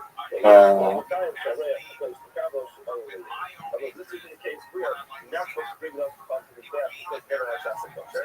However, it would be a case of the other Boyerin, that would be a difference between the defense of Rebbe and the defense of the reservation. Rabbi says another difference would be people of the Klisol, because of that use cost moved down in Klisol. So again, Shach's kosher, like this is very kosher, that was kosher cover, it will stay on the staff. Again, another difference between Rebbe and Bezir. We are the Rebbe never had a Shach's kosher because he disqualified years, according to Bezir Shimon, still got left in the cover, it's only the Yerid. Oh, dude, look how cool this play is. It like makes like a square, or like it completes like a circle. Yeah, that was good. That's baller as fuck. That was good. Is that not the most baller as fuck shit you've ever seen? That's some hoodoo level swag. I don't know if I've ever done that. I'm sure I've done something similar because I'm so amazing, but nothing that sweet. There we go. Look at this beautiful one. Yeah.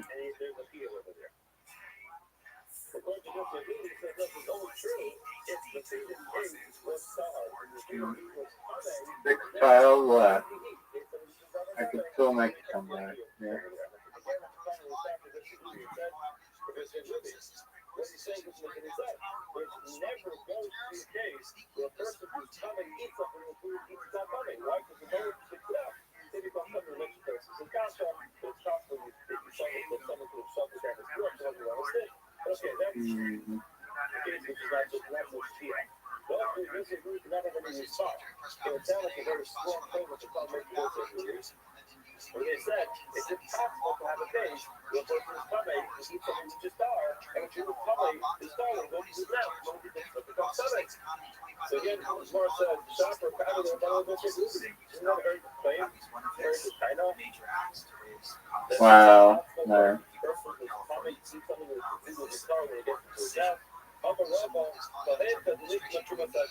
You're right. Anytime we're talking about a case where the person was coming, just in a and then afterwards, then we meet the case Tame, to the Alma Lokli, everybody will agree that you're finding that case just as the said. Why you can't do this as well? The courage is similar to the person himself to track. We keep thinking lyrics about projects. The Shemishna Basa, so the meat was coming first, the aqua mixed with Hajjah, and afterwards, it was a Sego. And before we go a little further, going to explain two concepts in important understanding. There are two rules in Shas, which we have to connect to this. There's something called Ein Isser Sal Office, which means that once something becomes Isser, it maintains the Isser status that it has, and you don't start piling on other Isser. One Isser is enough. It's not going to pile on several other Isser. However, something that's called Isser Kolo. Isser Kolo. Isser Kolo means to loosen Isser over a bunch of different things. So Isser Kolo generally would be my son just came back. He says his heart goes out to the victims. I've been in that area many times in most cabins. Let's say something is not kosher. So here there's many different items. Or something that's coming, it means many different items. And then there's a personal issue on top of it. It might be a chipper, or it might be that you're something. So Isser Kolo is a broad sweeping type of Isser. Isser will be probably one on top of the next. said yesterday that poor leadership and decision making In at other words, Boeing just led to explain some Israel fire again. struggles. He also blamed NASA managers for failing to intervene It and get will ultimately be, more and study Williams back more quickly. we have an insert, in our case, there's an insert of a HELOC structure where the person himself is coming, and then you have those pieces itself have their own individual stuff. Let's see how this works out. Trailer for Toy Story 5. Just when you thought it was done. Woody, Buzz Lightyear, and the gang. Bonnie's attention against a smart tablet. Now next to Keep looking at this business after the advertisement is back up. Well, there are abundance. I would rather say, I'll read on people. But what I'm going to say that since, again, the boss became coming first, and then we became coming to what's good. So what happened first? First you have the reward sleeping type of history, which is the whole release became coming. And then on top of that, we adding on his own personal. Oh, baller move. I think it's a better example. I mentioned it before. A better example would be, let's say you have something which is not kosher. Wow. How'd you like that move, son? And then you become flacious. So now on top of the fact that the item is not kosher, this is insert cola. What'd you think of my play on Jaws, dog? You weren't very impressed. That was 84 fucking points, baby. That is dope. What more do you want? I want you to continue to talk about it and how brilliant it was. Amazing.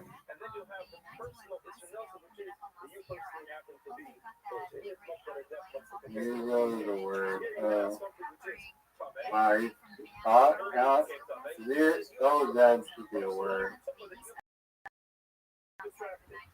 What the fuck is O? Oz or pound.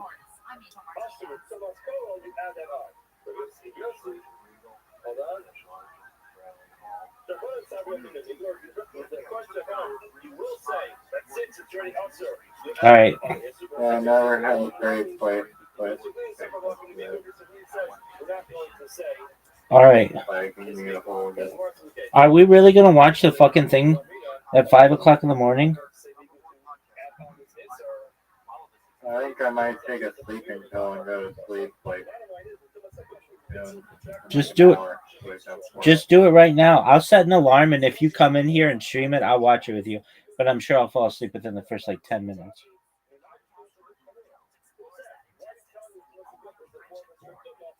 Yeah, I mean, I'll probably be a zombie, but I have no idea.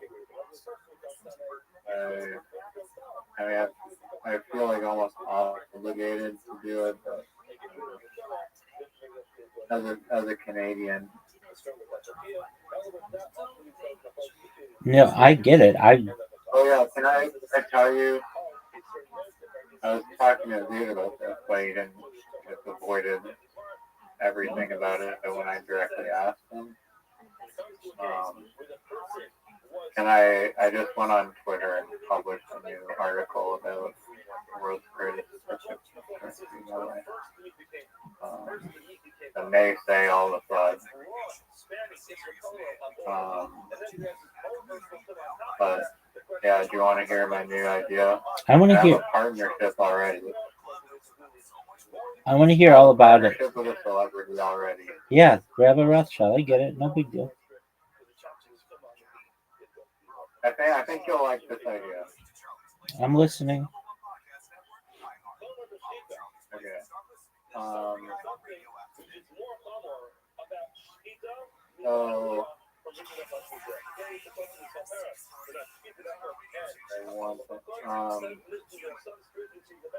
So originally, the idea this morning was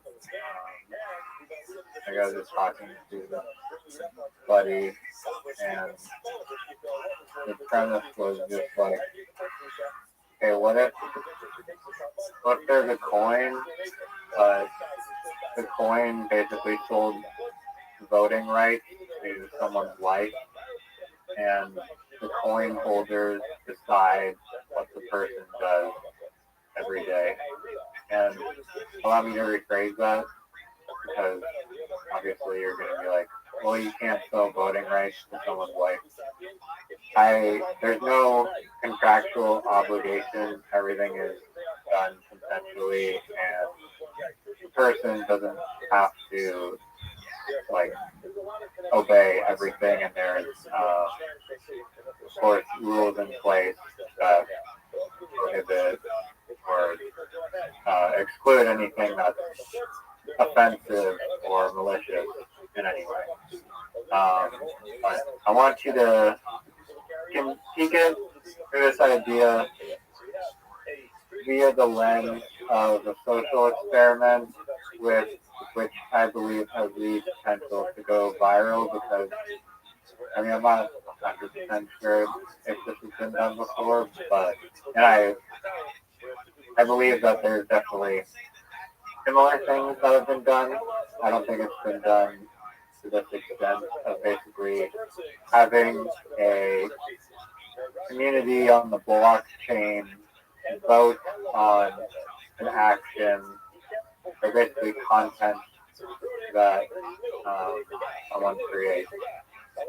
So I messaged Bitcoin Obama and he said that midget would potentially be interested, and so people would vote on viral content that they want to see the Bitcoin Obama midget do, which could be some type of amazing race thing, some type of scavenger hunt thing, etc. But then upon further brainstorming the thing, instead of just having voting rights for only one human, I think it would be better if there was multiple humans in multiple different countries that could be competing over the same challenge, and then whoever wins gets the reward. So there could be popular creators in Germany and Latvia and Bangladesh and wherever. They each represent their little group, and they can be voted in by the token, and then the token holders have voting rights for what the challenge will be, and then those creators compete over trying to win that challenge or create content and then can mine the reward. So I hope that I explained that somewhat.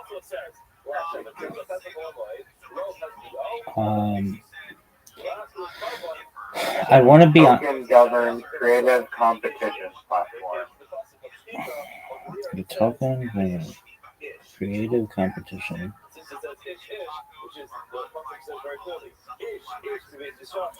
Okay. Do you want to know why that's the shittiest idea I've ever heard? I want the ChatGPT that butters my bread. I like it. I think it's the best idea ever. And here's why. No, so you're basically saying like choose your own adventure for a person's life, right?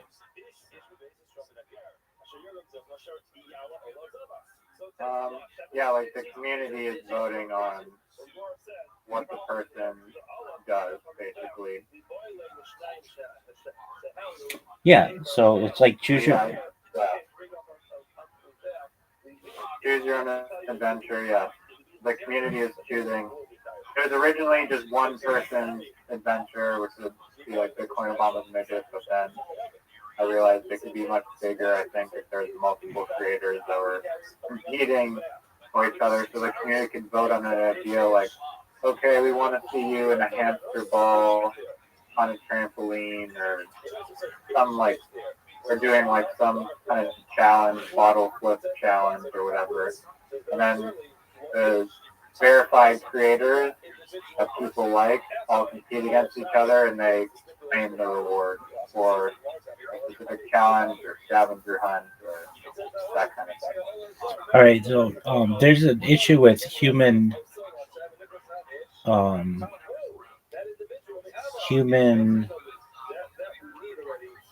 what's the word for which I'm looking, dog?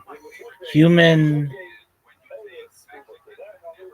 behavior that I think you may run into. So, especially with groupthink, people will push the limit. So somebody might be like, okay, I want somebody to be in a hamster ball. And somebody, just to be funny, will be like, yeah, a hamster ball, but they're naked.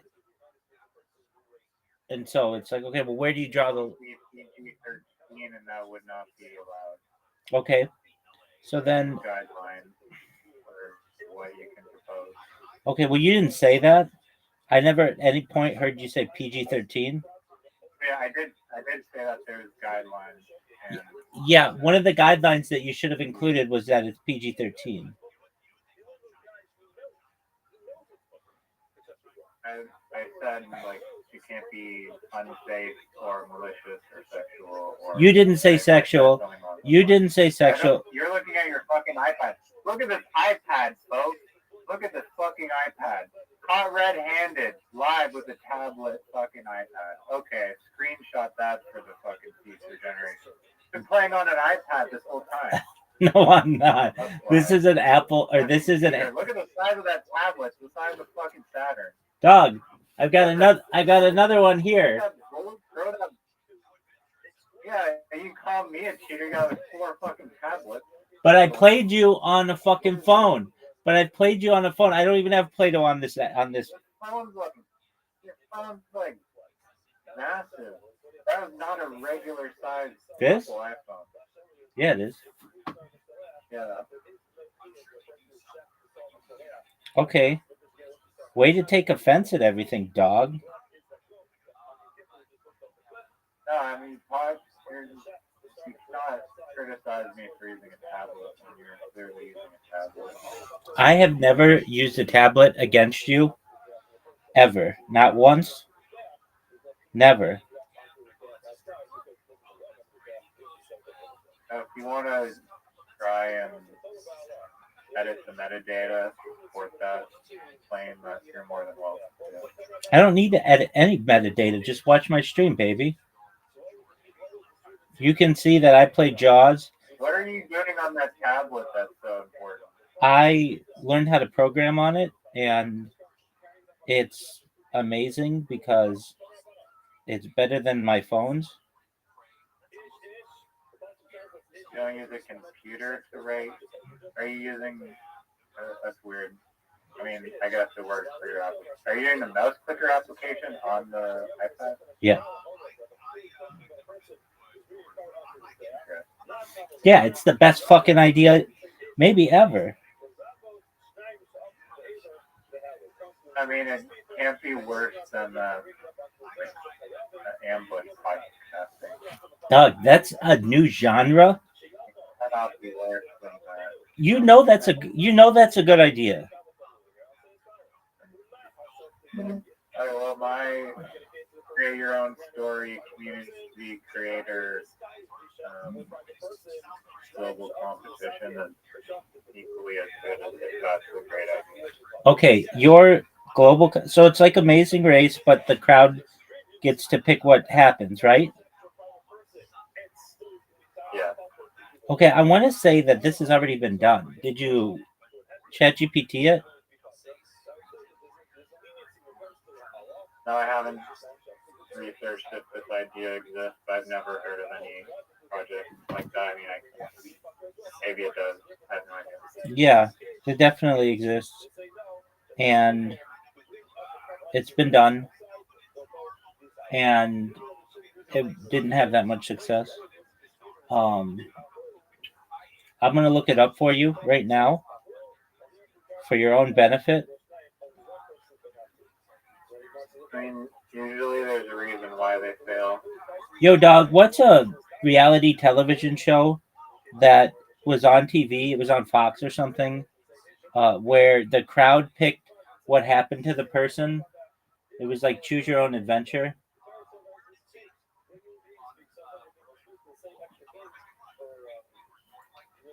Yeah, in 2000. I assume it's been done with like a TV show, but has it been done with decentralized governance or creators that are competing amongst each other?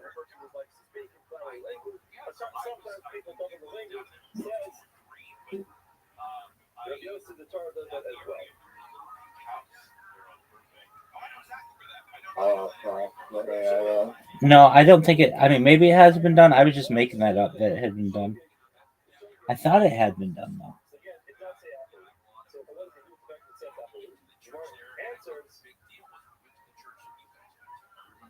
Doug, listen to this stuff. The reality TV show that you're referring to is likely Who's Your Daddy, which aired in Fox on in 2005. The premise involved an adult who was adopted as an infant being placed in a room with 25 men, one of whom was the biological father.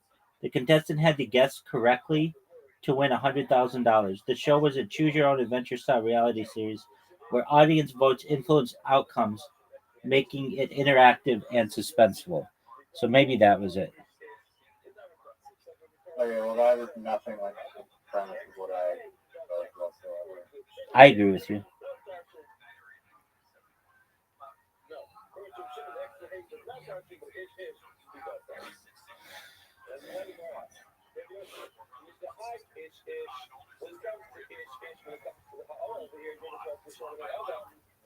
Reality TV show where audience picks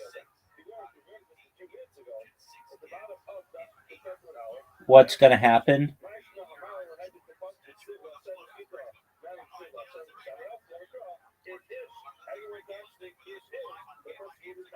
Um, oh, this is it. The audience. That's right. That's what it was. A crowd of 50 strangers follow participants for a week and make important life decisions for them.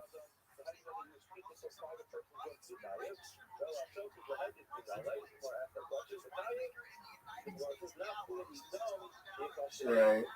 And how many seasons before this thing flopped? Well, technically, it's still going. Are you serious? No, I mean it was it only happened like one season, but they didn't like they can always reboot that shit.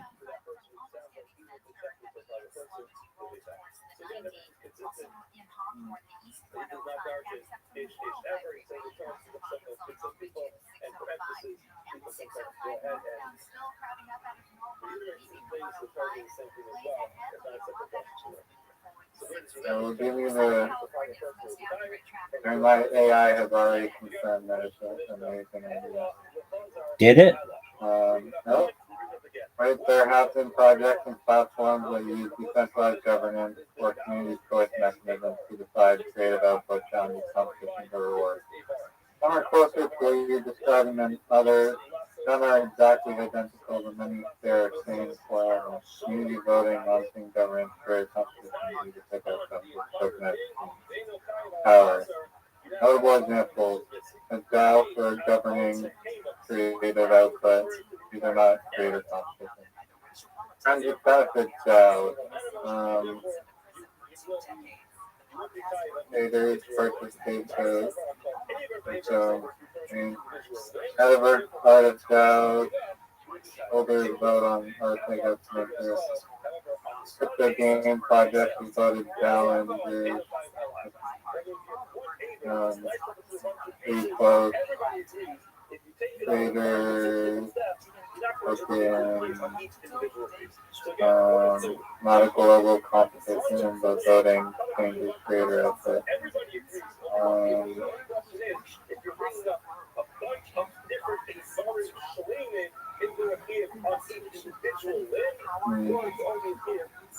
Projects closer to your concept, but they aren't major successes yet.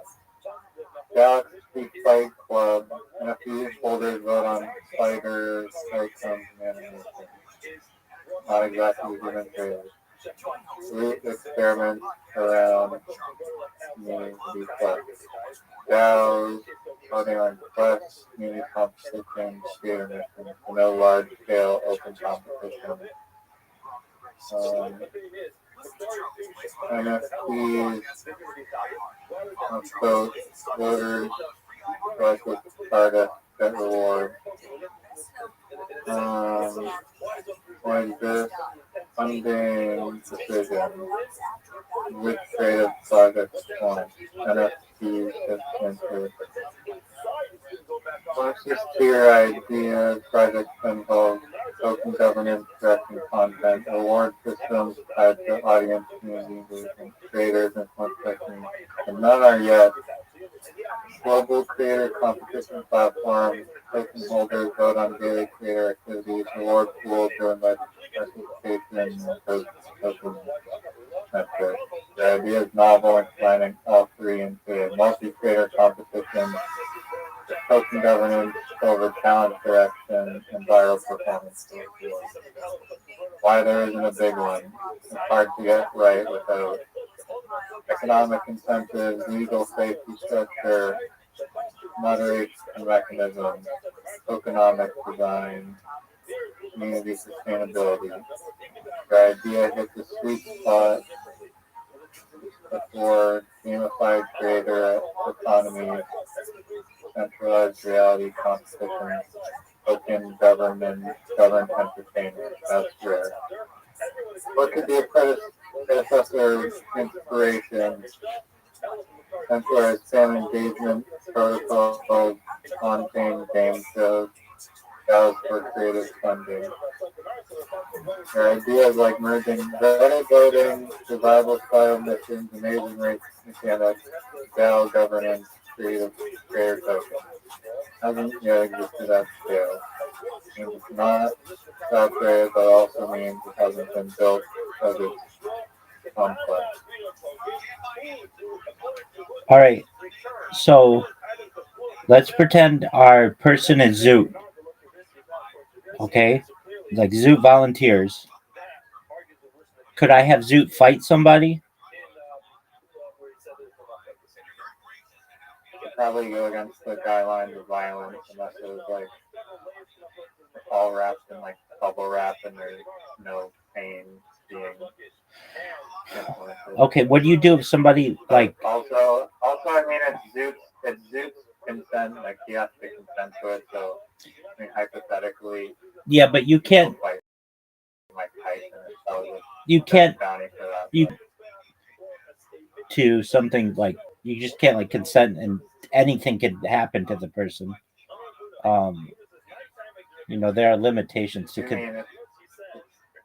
there are choice if he wants to go fight Mike Tyson or not. There are limitations to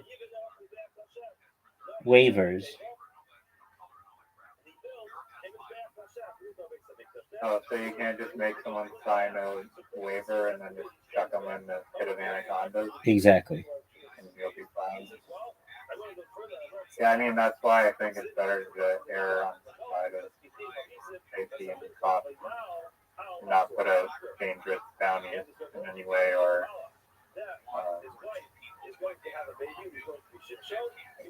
anything involving sketchy or inappropriate activities.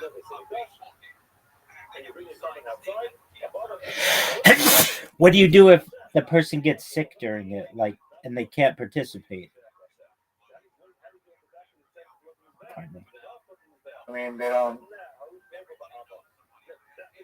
necessarily have to participate. Like, let's say it's like the Olympics, or let's say it's like kind of like the Olympics, right? It's like you have people from each nation that are competing, and then there's a sport, but the sport is like voted on by the community, and the sport can be whatever. It can be make the best band, it can be find a certain object or assemble the best sandcastle structure, or like make the coolest frisbee trick shot, or make the funniest thing, and then depending on your vote, the winner gets to claim the reward. Okay, what's the grand prize?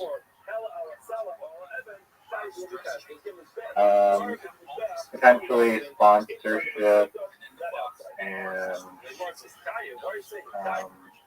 transaction fees, like financial compensation and sponsorship revenue.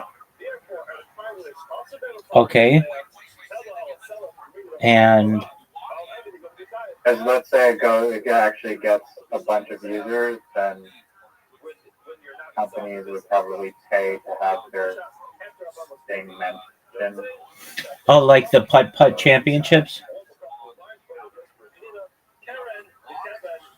Yeah, like the greatest idea that the PGA is conspiring to keep it from ever reaching the light.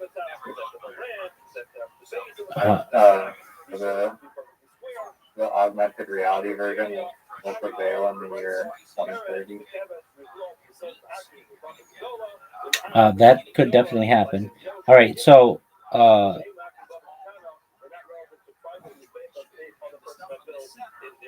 isn't this like kind of like fishbowl?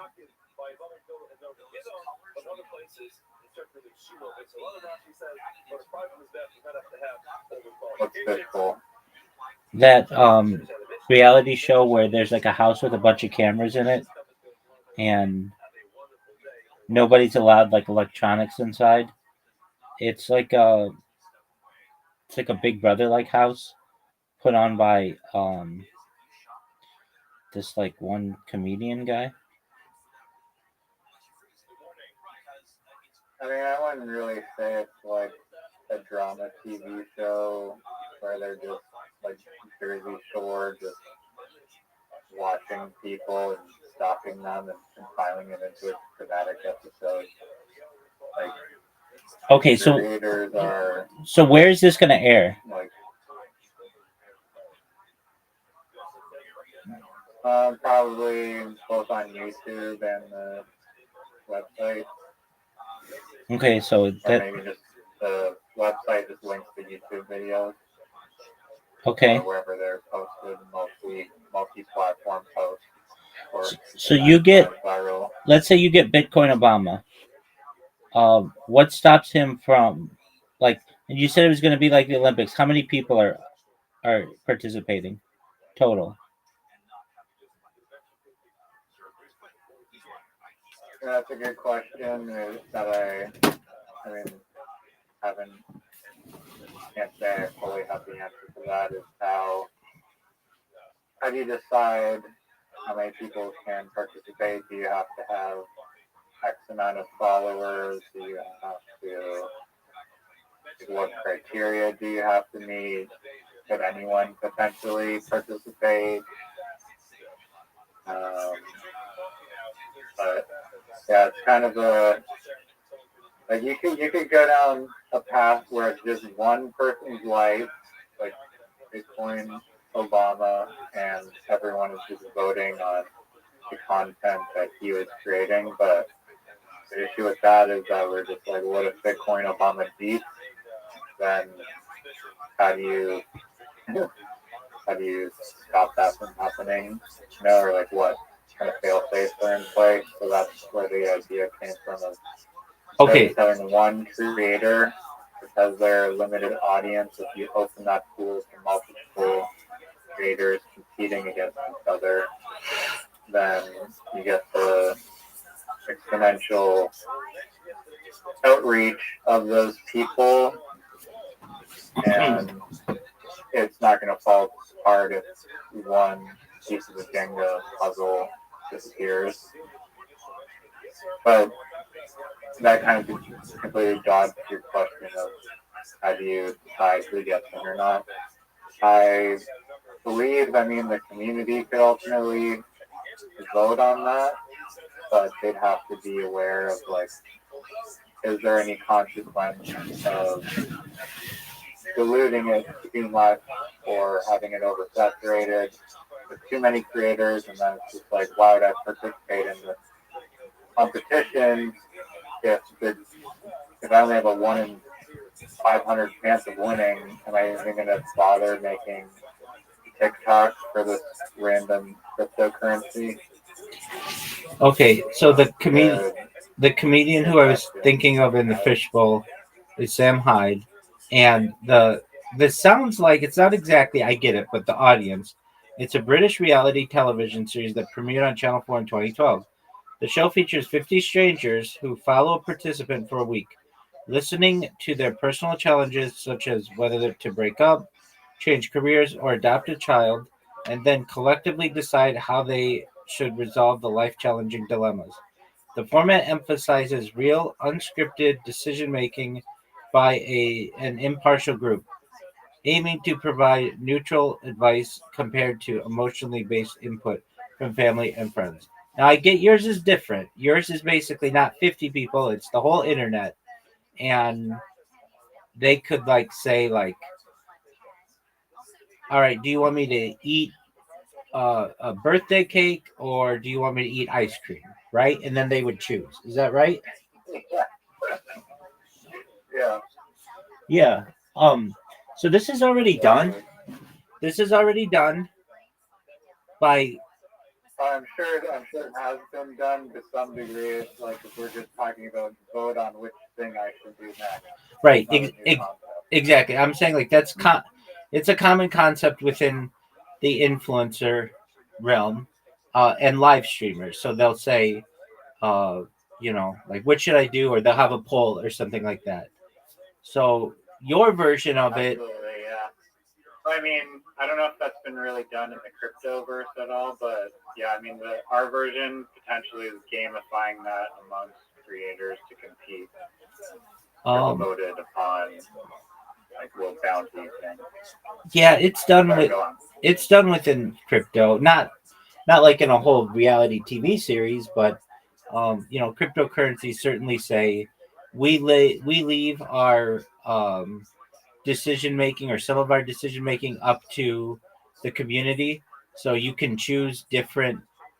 You can vote on different like designs of things or perhaps projects that they'll work with or where people donate like that. That's kind of Oh, yeah, already no, I mean, the majority of like a ton of crypto projects are at least gathering community input to some degree, probably.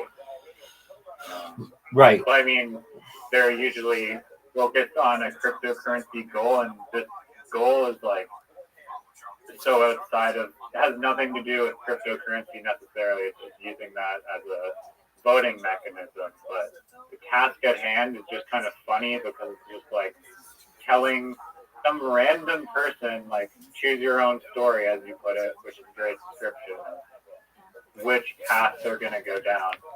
And it's just an interesting social experiment. Why? You know, I love shitting on your ideas. I love when you have really good ideas, actually, and then I love when you have really good ideas and I shit on them, but I do so gently and just amazingly. But I mean, Oh no, this there's is no gentleness at all. this is a good idea. It's you're it okay. I don't know if I love it in terms of a cryptocurrency, but it's a good idea if you just had an influencer and you voted on what they did and it was crowdsourced and the like management team could like ensure that it wasn't like you have to jump off a building or eat glass like Sacrifice 10 children in the community circle. exactly. So like basically they would say like, hey, we received like 50 different suggestions on what you should do tomorrow, and we're gonna choose two of them, and then have the audience vote, and that'll be like what your day is. That I think is a great idea. It really is, and I would do that. Like that's a great idea. Yeah, no, I think it is engaging and interesting. Like it's just from a social experiment perspective, it does remind me a little bit of your uh, trajectory, a little bit of like you're going down a very specific, interesting road. Just like a different, interesting road that someone's life could go down. I've talked The possible life path. I've talked about this on stream before. That when I go viral, I will give people the opportunity to choose where I go, what I do, and just give the chat, so to speak, the power to make decisions in my life. And like, but I get a veto basically. Like, I don't want to do things that are going to harm myself or harm others. But um, I've talked about that's what I want to do. I think that would be really fun. I have seen uh, influencers do some things. Though, I mean, a lot of it has to do with how much money do you have behind your project. Like, If I say go to Tahiti or go to Bali, that's a lot different than, drink a Coke or a Pepsi. But I would like to give people that type of freedom to like choose my life. Now, in terms of, so it's a good idea. It, I'm not denying that. I think that it's really an excellent idea. It's not new, but it is new when you in terms of cryptocurrency. We'll talk about that. Okay, so with the idea of crowdsourcing people's uh, desires for what they want you to do, that's great. And Riser, that's a really good idea. Now, how do you make that into a cryptocurrency? That part I don't understand as much. I mean, just in order to actually cast votes for what the person is doing, you have to be a token holder. Oh, okay. Okay, that's a good idea. Yeah, pretty simple, basic, and then it should probably maybe have transaction fees that would fund the actual events for that person to do, to fund those hamster balls or trampoline parks or But that's different than Wonderland tickets for. that's different than what you said originally. You were like it's going to be like the Olympics, and that people will vote on people to be kicked out and stuff. Well, I mean that's what I was saying. There's two different paths. It could be focused on just one person, and they like are just doing like what the community votes on, or I mean, like the community could tell that one person, okay, we want you to do like this scavenger hunt where you have to find like a red ring or something, and then, or it could be have a bunch of creators that are competing for like a bounty that's like, okay, scavenger hunt, first one to juggle whatever or find the red string wins.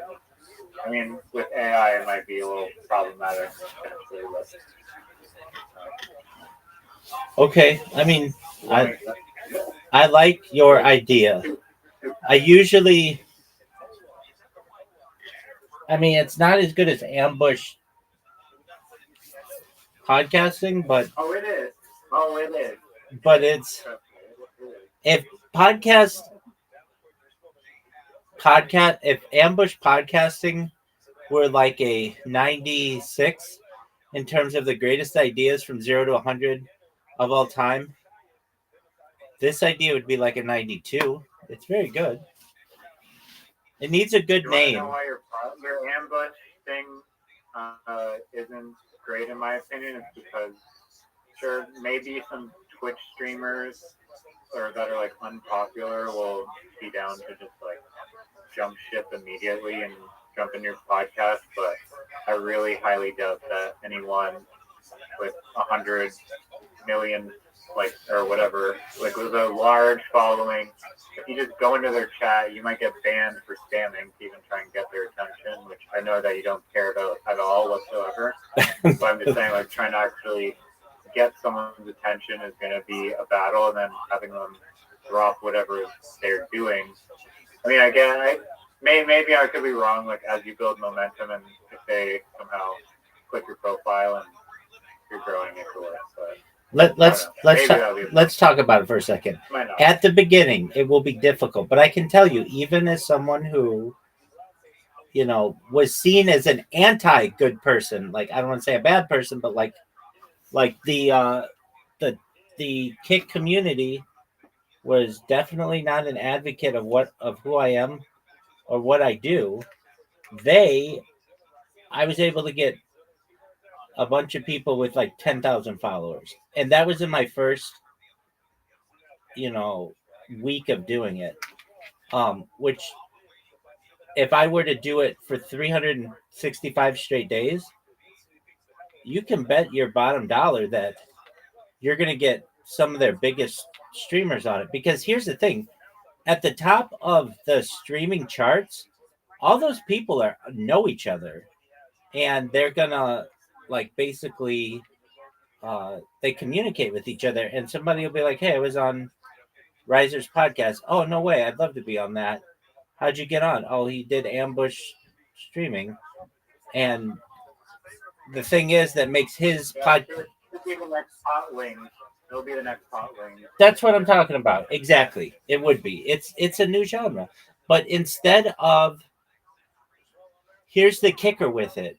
Once you get popular, you don't set up streams with people. You don't let them arrange them.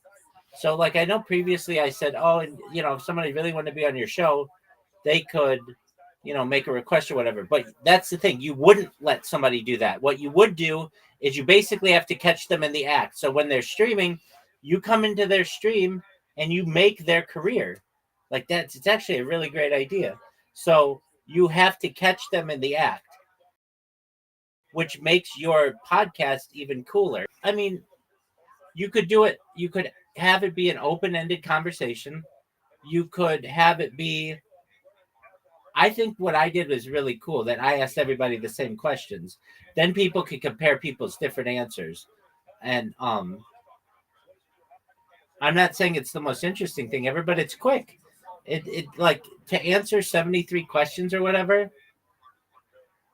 And they weren't my 73 questions. They were Vogue magazine 73 questions. So they were already pretty famous. But to answer them, it took like 20 minutes. That's it.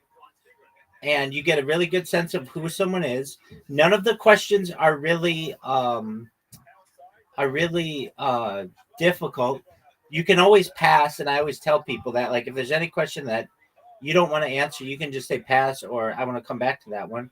No one ever passed on a question. No one ever asked to come back because we never passed on anything.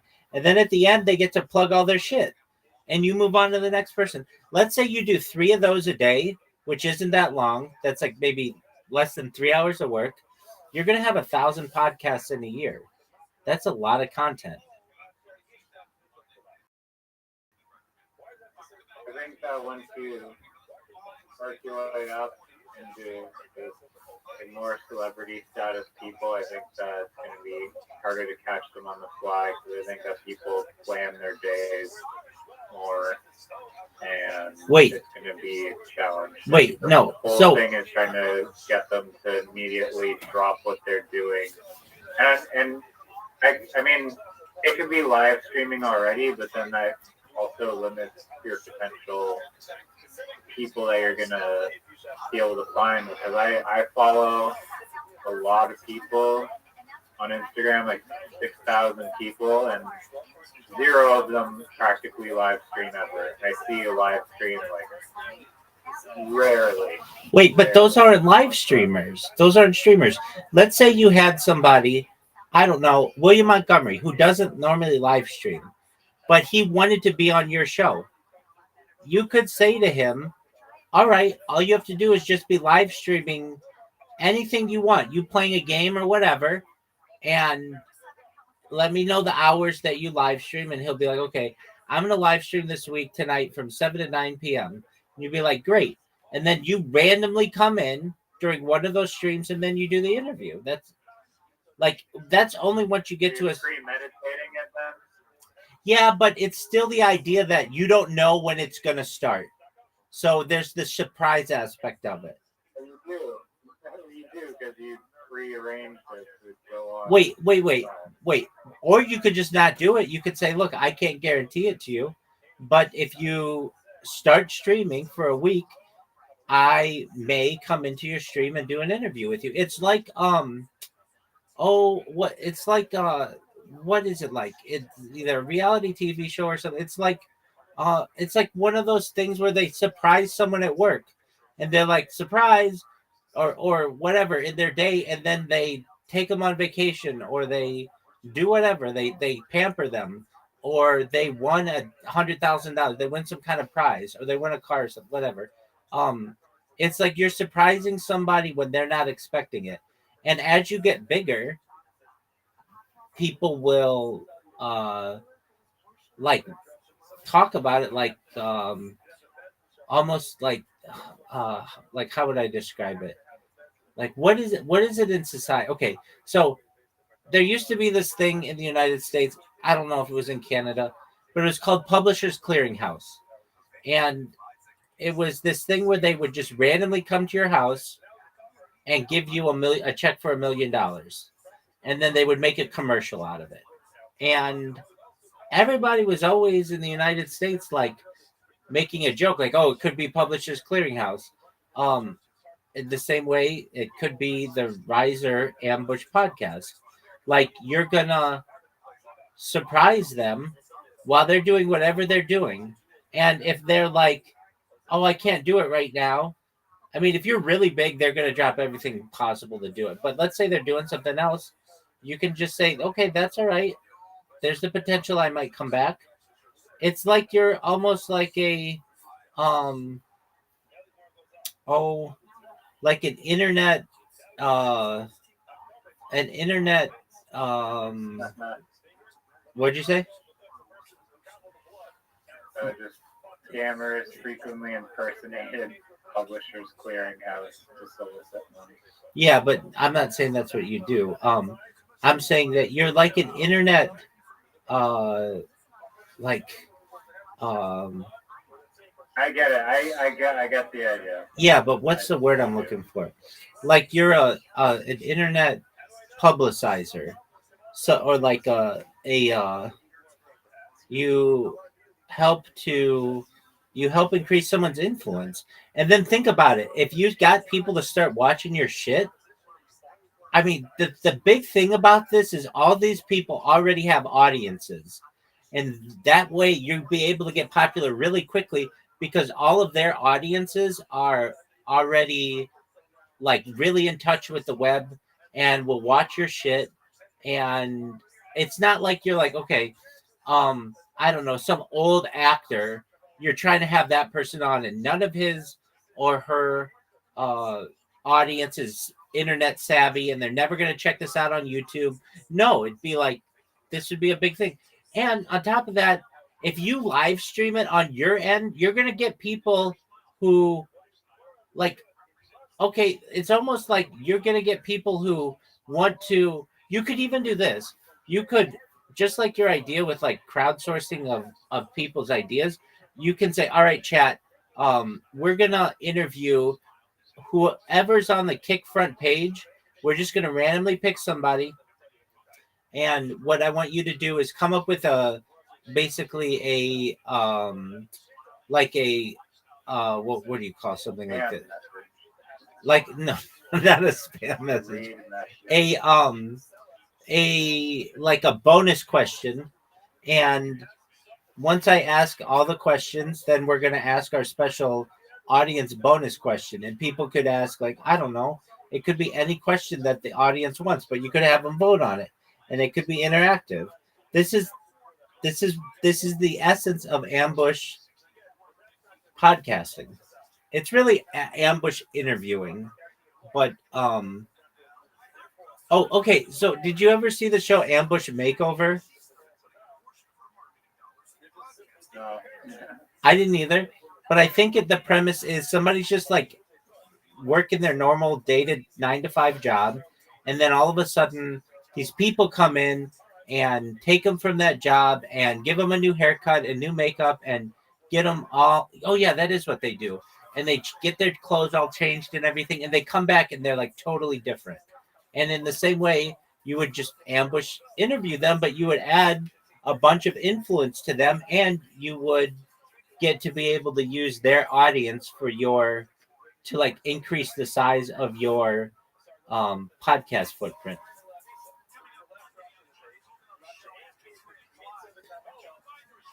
But in the end, Riser, if you're going to do anything on YouTube, well, I mean, your brother knows he has a very successful business. Like, he's the person who you check with this. But are you sure your brother's never bought any YouTube subscribers?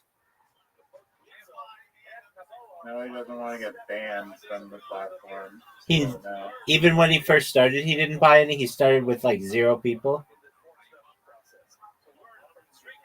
Yeah, no, it's against the terms of service, and he's very diligent about that. Okay. And how many? Plays by the rules. How many followers does he have now? 200,000. No, he has multiple channels. One of the channels has like 1 million. Some have like a few 100,000. I don't really know in detail. All right.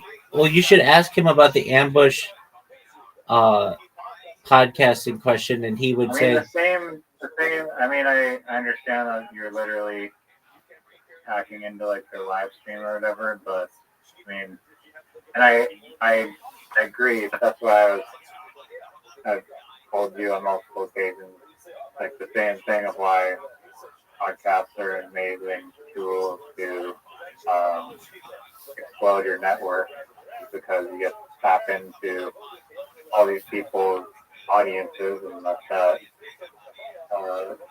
aggregate and multiply and spread and whatnot. I mean, I would just argue, again, nothing against going into other people's streams. I'm just saying that, like, even if you have a non-streamer on your podcast, like this happens all the time. Someone will go on someone's podcast and then we'll take clips from the podcast, maybe one clip, maybe 2 clips, maybe 4 clips or 5 clips, and they'll post those clips onto their Instagram and Facebook, Twitter, and then they'll advertise and say, "Hey, I'm on this podcast," and then again, that person's audience is going to see that, and if they really like the person and the person interviewing, and they'll watch the podcast. So yeah, it works. I agree. excellent. Everybody's podcast is the same. It's let's find a time and perhaps a mutual location, and I'm going to interview you. Everybody's that way. What makes this different, and different ideas sometimes break the mold, is hey, we're going to create an audience on your end.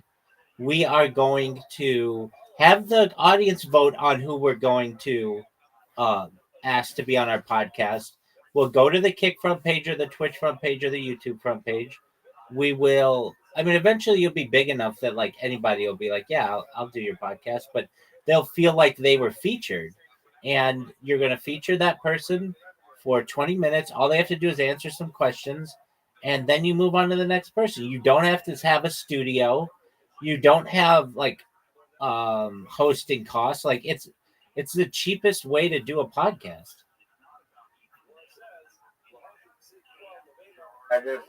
I have one other major caveat that I forgot to highlight. If your premise is that like there's a whole build up and stream of like the hunt and the chase of finding your next prey, and you're live streaming that, then you better make that damn hunt entertaining and not boring, because if there's anything that is true in this world is that this generation has very short attention spans, and if you're not a likable enough and entertaining enough personality, people are just gonna click away. They're not gonna wait 1, 2, 3, 4 hours until you find someone to interview for 20 minutes. I absolutely agree with you. Probably my biggest caveat. I agree with you, but you'd get people who would be like, "Hey, my friend's streaming. Come to their stream. They'll do it." Like you'll get people who give you advice on who to go to, and if you want to, you can. Riser, do you want an invitation to bowling? Riser, do you want? Yeah, of course. Yeah, I do want the invitation to bowling. I'm saying that like the foundation of this podcast, or yeah, whatever ambushing. Like you need an entertaining person behind it if it's going to actually gain traction. I agree with you. I think you need that for any influencer.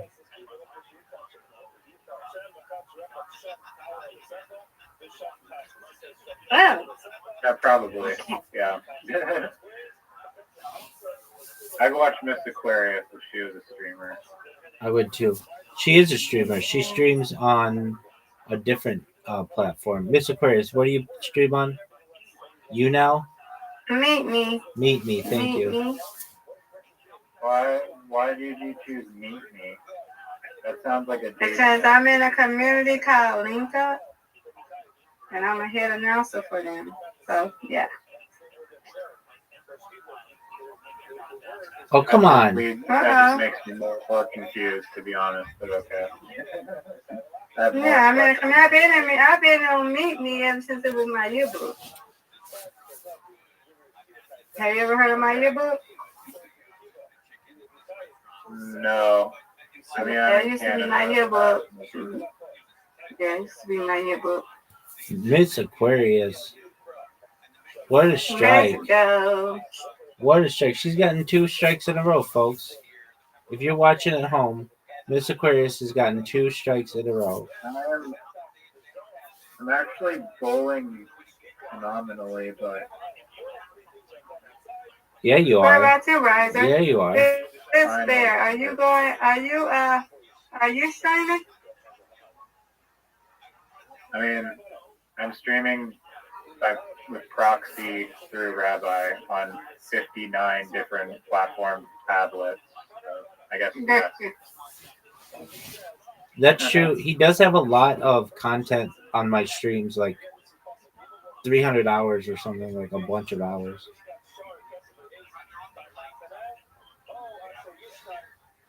And he has a podcast, so he has some content. Nice. I want to check it out. Oh, missed it. It's called the Hoochie Podcast. It's called the what? Why'd you? You made me hit a gutter ball. Well, you the one did it. Somebody called the what? Exactly. What? Why is it called that? The Hoochie Podcast is because on the William Montgomery show, which you've never seen in your life practically, you've seen like nothing because you're not a true William Montgomery fan. Why are you putting me down? Why are you putting me down? You know I'm a giant, the biggest William Montgomery fan ever. Okay, go ahead. Well, you don't ever watch any William Montgomery show. I watch him as a stand-up comedian, which is what he does. Now, come on, answer Miss Aquarius's question. Why did you call it the Hoochie Podcast?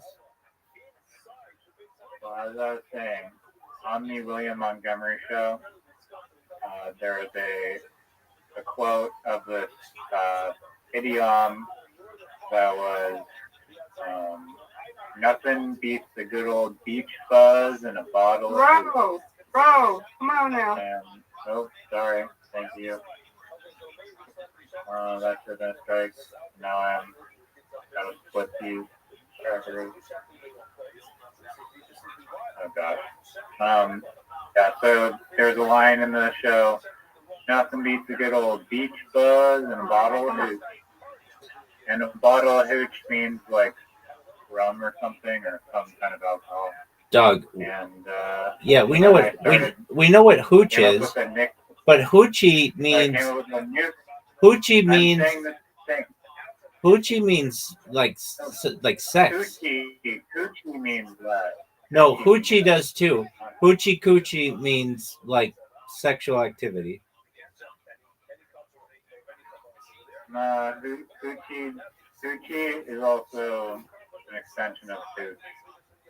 No, hooch means alcohol. Hoochie means like having sex with somebody. Miss Aquarius knows. Miss Aquarius. You can. No, I did not just hear it. Mm-hmm. Yes, you did. Yes, you did. We're gonna look it up. She's a hoochie. Oh yeah, or that, or she's a hoochie means that it's like a slutty woman. Yeah, female, like trashy, inappropriate. Wow, I've been calling my dog exactly promiscuous plus this whole time. I thought it was cute. I thought it was like a cute word. All right, Miss Aquarius, great job. Now I'm gonna just quickly look up. Is there any other definitions? I'm looking up the female who seems to be a dog. I'm looking it up. Hoochie. Hoochie is Hoochie is a female who appears to match a set of characteristics including trashy, often inappropriately tight dress, with or without pudge overflowing waistband, eyebrows shaved and penciled back in a dramatic fashion, heavy, mostly monotonic makeup with dank lipstick, large, gaudy, costume grade jewelry, frequently accompanied by multiple children from different fathers. See baby daddy. Damn, did you see Estella's sister at the side show last night? Sporting a camel toe through her jeans, cornrows. You know she's a straight on hoochie. Um, let's see here. So all of these hoochie, a young woman who has many casual sexual partners, or dresses in or behaves in a sexually provocative way. Um, so boy, everybody's saying it's a hoochie, is like a sexually, like Oh gosh, that's what my podcast is called. that's why. That's why when you said it's the hoochie podcast, Miss Aquarius and I were like, what? Wow. Yeah. Well, I have me it means an extension of tooth, which is Oh, gee, slang word for alcohol. You thought it was because you named it to the alcohol? Yeah. Uh-uh. I was like, Gucci's a cute name for my dog, and it's like an extension of got to meet the good old beach buzz and a Go bottle. ahead, you got your invitation. Miss Aquarius, you're up. Miss Aquarius. Me? Yeah, you're running out of time. I'm going. There you go. Gutterball. It doesn't matter. I already won one, so I don't care. Exactly. Miss Aquarius already a champion. Yeah, I'm already a champ. There you go. I need you and Rabbi to get it. Let's go. That's right. Are you gonna wake up at 5 a.m. tomorrow and watch the, or you can sleep until 8 a.m. and watch the hockey game? How's that not a Second to Rabbi.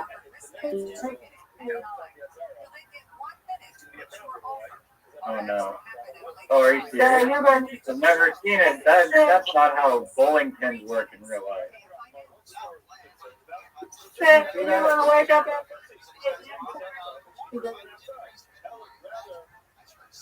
I mean, I'm on the fence. I feel obligated as a Canadian to wake up and watch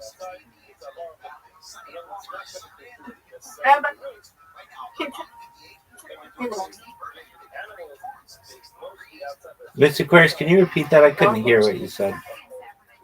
I said, rise as was you waking up at 5 a.m. Oh, I thought he was asking you. I thought he was asking you that. I told him. No, I'm not waking up watching no game. I don't watch games like that. I know. I told him that I'm gonna get my sleep. I would, even if I did awake at 5 a.m., I would fall asleep in the first like 10 minutes. That's right. Let's go. That was really great, Riser. That was. Even though Rabbi said to watch the final with me, and then now that I'm like, oh, we have to wake up at 5 a.m., he's like, I mean, he did say I'll wake up, and then he's like, I'll fall asleep. Right, exactly. And, classic little loophole for Rabbi there. Absolutely. And I didn't know it was going to be at 5 in the morning. I thought it was at 8 a.m., and I was like, cool, that's acceptable. No. Dude, I watched the Women's World Cup in 2022 or 2024. And I think it was 2022. And all of the games were on between like 10 p.m. and 4 a.m. And I got really into that, but that's my hours were reversed. So it was like easy to do. That's right. Thank you, ma'am. With my hours being generally normalized, at least for right now, that I mean that's not crazy early. It's not like 2 in the morning, but soccer's or hockey's not that exciting to me. But though for a gold medal game it might be.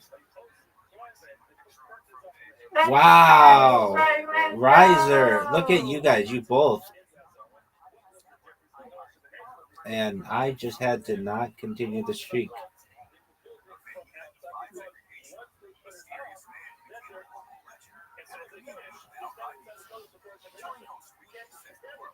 I know. What, are you serious? 48? Yeah, Wait, how is Miss Aquarius at 52? I blinked. She literally threw it in the gutter and now it's like nothing. that's how Miss Aquarius is. Just when you blink, she comes shining through. And now she's got 70, Oh, and she got the spare. She's going to get at least 80. I'm low-key hoping to miss that. Miss Aquarius is dominant. Dominant. All right, come on. See what you got, Riser. Don't even know I if gotta I get can. the strike here. Let's I think I got go. strikes, to be sure. I'm gonna strike it. Oh no.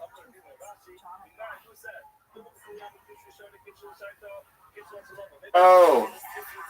Oh no. Oh my god. Come on, I man. actually Come on, doing let's strike almost it. decent there. No good, but I got Riser.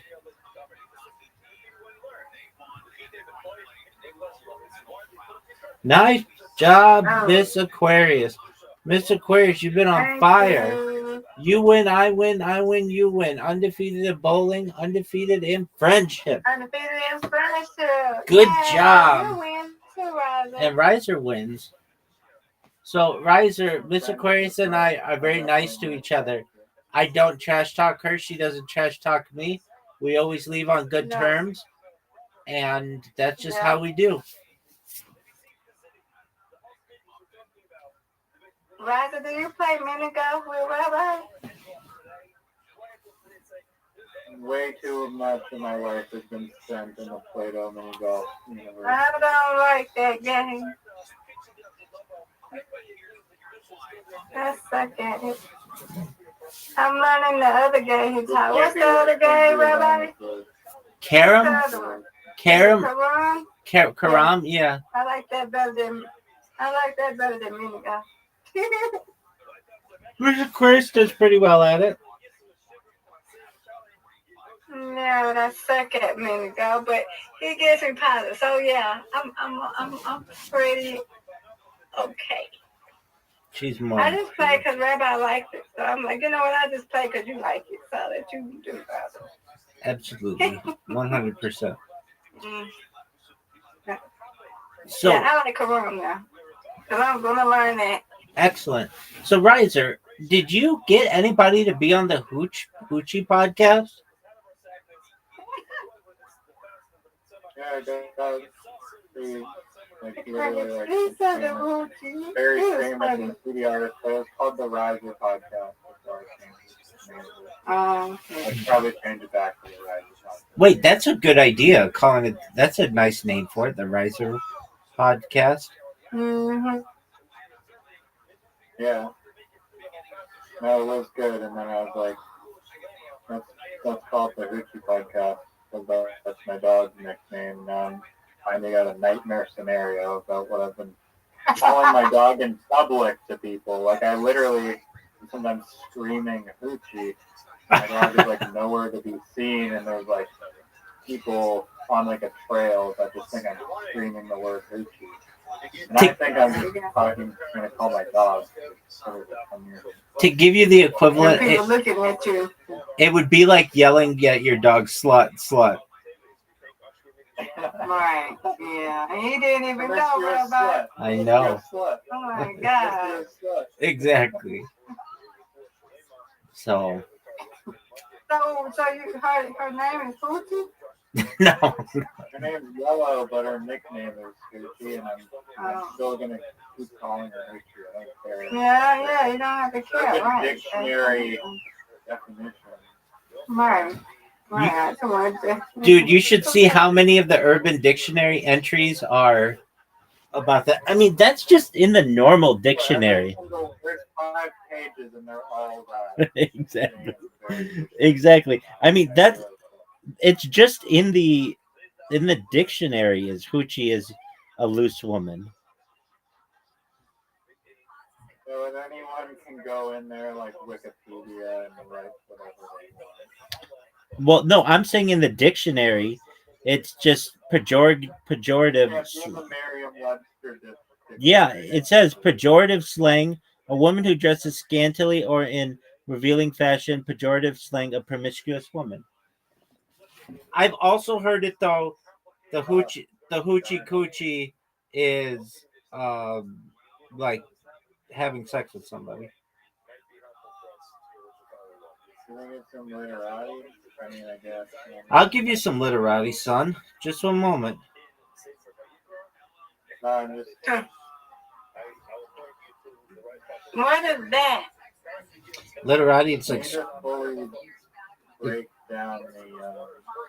it's like Yeah, we need to come up with a name for the creator, Big Brother. okay. You need a name for it. Yeah. Um, why don't you like choose your own adventure?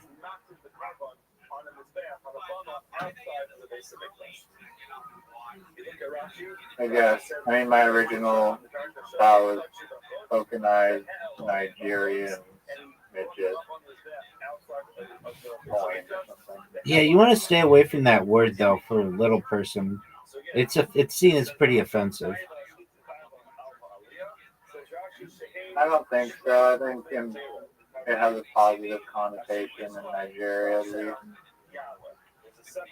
No, I mean, like in Western society, it is seen as an in. But we're not talking about an American midget, it's a Nigerian midget. Okay, but Or little person. it's it's considered derogatory, offensive, and it's considered derogatory and offensive now. So I mean, I don't even use that word. According to who? Some politically correct person? I mean, Wikipedia and the dictionary. I mean, you could argue that it's subjective. I mean, everything's subjective, dog. Exactly. I mean, even in the Oxford Dictionary, it says an offensive word for a person who is very short because of the medical condition dwarfism. Okay. So I mean, I think it comes like I'm not I'm not really the type of person that is afraid to say what most people probably think is like offensive. Because to me, just because it's all sound ultimately, and if you're gonna cherry pick that this sound is somehow worse than another sound, they're all just deviations of sound ultimately. Yeah, but You're getting offended by it the sound. shows your laziness and inflexibility. You just say little person. I know what you mean when you say No, little. I know what you say. I know what you're saying when you say little person. I get that. Yeah, but I mean, it's easier to just not get offended by a particular sound that means virtually the same thing. In my like my world. Okay. Typically, I'm not saying that you should go out to a little person and actually bully them, but I think that yeah. I mean, I think that if you wouldn't say it to someone's face, you shouldn't say it behind their back. So, like for I instance, mean, I personally until right now didn't really even realize that it was offensive. and that's okay. 25 years ago, I mean, it was commonplace. In fact, there's a pickle, I believe it's a Clausen's Pickle Company, that even calls their little pickles the M word. Or, they use that term and they haven't changed it. Of anybody who would think who would change it, like a corporate company, I would think would change it. But they haven't changed that word. But over the course of the last 25 years or so, people have just just exchanged that word for little person, It's the same idea as the R word for someone who's mentally challenged or especially abled. Um, just people have moved that out of their lexicon, and I'm just advising you in the future. Fair You enough. you're Yeah. you will sound better when you listen to yourself 20 years from now on this stream, perhaps, and you'll be happy that you just don't use that term anymore. But look, I'm not saying that there aren't other terms that perhaps are used that are like I can tell you three terms that are currently used but are actually quite offensive, and I do my best not to use. Are and I'm doing this for Newsy is one of them. no. I'm doing this for educational purposes. But the terms moron, idiot, and imbecile, like normally just they're just supposed to be like stupid people, but they actually used to have a like it was an IQ range. People who were of 0 to 25 IQ were considered idiots.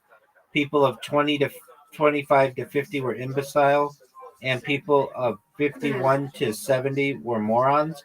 So these were actually like terms that were used, and then they just became commonplace to just use those to call somebody like who you just felt wasn't smart. But I do my best to not use those terms, even though maybe as a kid I would use them because that's just like that was just a common place. But um, I've learned to change my ways on those things, and I did the same with the M word for a little person, and the same for like an R word for a a someone who might be mentally challenged, and that doesn't mean in the future they won't change the term again, and I'll just be flexible. Whatever it is that I can say, so long as it's reasonable, I feel it's reasonable to not offend someone. I'm okay to do.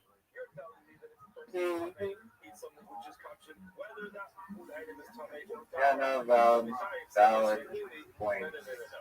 You know, one that you do and can't. I'm not pro offending. I understand. What one that you I am pro not being offended by things. you know one that you guys do in Canada. They call me anything under the sun. Over my head. One that you guys do in Canada that sounds off to the American ear a little bit is you call well it was indigenous people, but now you call them First Nation people.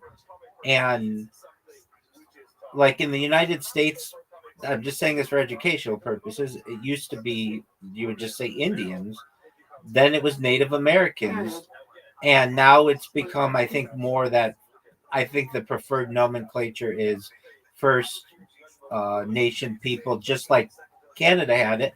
But I mean, you referred to uh, people of that background as indigenous for many years. Am I not in Canada, right? Yeah, or some other slang term, probably. And even in the United States today, there's the Department of Indian Affairs. They still haven't changed that at a federal level, but even just as I've known it, it went from Indian to Native American, then maybe some indigenous, and then First Nations people. And if they change it again, then they change it again. And I'm so long as I can, it's not like overly ridiculous. I feel that I have to say like 25 words or something like that. If it's reasonable, I'm fine with it. I mean, it's happened with a lot of people. Yeah, exactly. It's happened with a lot of people. And the last thing I want to do is offend somebody or show myself to be ignorant to the changing pace of what words are. And so Preach it, Rabbi. there you go, Miss Aquarius. Yeah, and I get that. I will say this though, with the LGBTQIA plus movement, they add a lot of things to that, and I can't keep track of them all, and not everybody goes by them. So I generally just say the LGBTQ plus, which is still a lot, Yeah. you know, Yeah. but it's like LGBTQ plus IA or LGBTQIA plus, like any person who is Well, LB. there's like 52 different genders with Exactly. different But no colors and symbols that would say I appreciate all genders. but no person. All I know is the LGBTQ. Yeah, and if I say that LGBTQ, I even sometimes will say plus or What about the IA or plus? whatever. What about the plus? Wait, I do. I think the plus is really important. I didn't know they had a plus. Oh So yeah, you said definitely. And nobody knows what it is, but I'm taking it. I'm plus. I just say that I'm plus because I'm amazing, and I want everybody to be something. Yeah, you amazing. are amazing. Thank you. But basically, that one, I'm not saying I refuse to do it. It's just it hasn't. That group or that collection of groups hasn't aligned on one acronym yet. It still changes. Like I get LG. Like back in the day, it was just gays and lesbians, and they wanted to be called gays and lesbians, and that was fine. And then it was lesbian. No. Oh yeah, way back in the day, you would just call people gays and Oh, lesbians. yeah, gays and lesbians. Yeah, Like yeah, way yeah. back in the day. Yeah. Way back in the day. But then bisexual, LGBT, and then trans, Yeah. and then that was another one that changed. It used to be just trans, and then the word, it was trans and then sexual, and now it's transgender, which is absolutely fine. I can roll with that punch. So it's LGBT. You're right with that. And then Q for questioning, which is fine. I feel like That's queer. It's for queer. Oh, yeah. So wait. That one hasn't aligned either. It's been both. It's been queer and it's been questioning. So there's that too. Questioning? Absolutely. Really? I didn't know that. That's not for queer. Absolutely. And then there's IA, which is there's asexual, and let's just look up what it is. Wait a minute. Asexual. Yeah, asexual are people who aren't attracted to men or women. Oh, and so LGBTQ. Heterosexual, but not asexual. That's right. So heterosexual is somebody who likes the opposite sex. Homosexual is someone who likes the same sex. Asexual is just somebody who doesn't like either. So LGBT. Okay, yeah, I heard a homosexual. Certainly. So asexual is somebody who don't like neither? Yeah, they just like to be on their own, and they're not really sexually attracted to anybody. Oh, okay. LGBTQ is an acronym that stands for lesbian, gay, bisexual, transgender, and queer, or questioning. It's both. And then there's I, which is intersex. A for asexual or aromantic.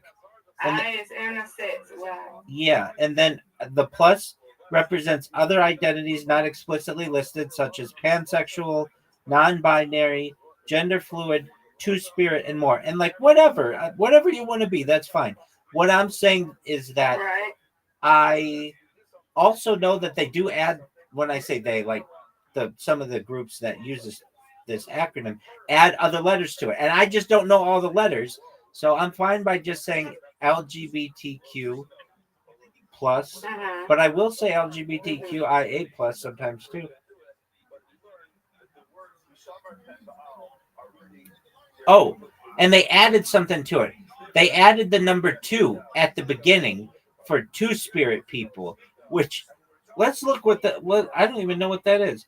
So it's no longer LGBTQIA plus, it's the number 2 LGBTQIA plus. Two-spirit means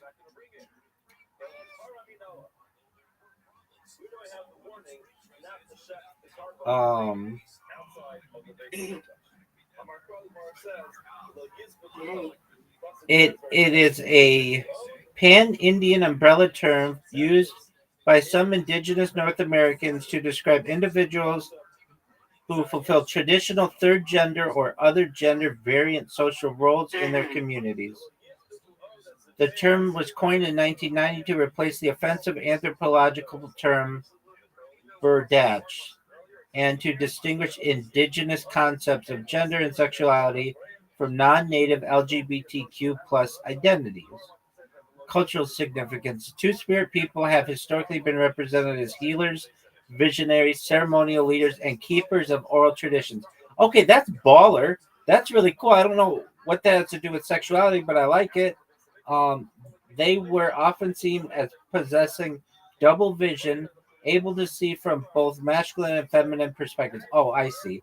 So the fact that they could like tell stories, uh, and they lead ceremonies as both men and women, or masculine and female perspectives, that's where it becomes sexual.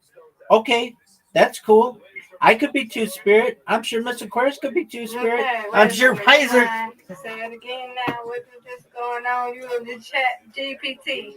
Both reproductive organs. No. It just means that you can tell a story from both a masculine sense or a feminine sense, and I'm sure we all could do that. What, the plus one? No, it's called two spirit. Oh, two spirit. Tell a story. Interesting way to frame it. Absolutely, and I've heard both of you tell stories from that kind of sense where you tell it from a masculine perspective. It's just normal human behavior, but that's considered within that as well. It doesn't mean that you like boys or you like girls or anything like that. It just says that you are someone who is a person who is a healer, a visionary, a ceremonial leader, and keeper of an oral tradition. And we all do that. And you're seen as possessing double vision, able to see from both a masculine and feminine perspectives. And anybody who is really empathetic with an individual has to be able to do that.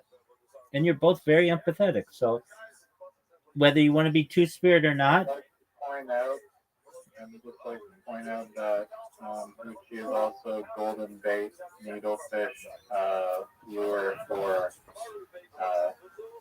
cockney and trout and more, like a fishing lure. all right. Well, Take that. that's great. Take that. You basically had a podcast called the Slutty Podcast with Riser. No, it's referring to the fishing Bye. lure, actually, called the golden bait needlefish. Gucci NC92R. Oh, that's cool. Please correct yourself. All right. Well, to the untrained ear, the Hoochie Podcast sounds like you are interviewing like prostitutes around the world, which I actually would be an amazing podcast. Like I'm luring on death. Everybody need to stop. I mean, it's a beautiful lure that I think more people need to be aware of and not jump to conclusions. Okay.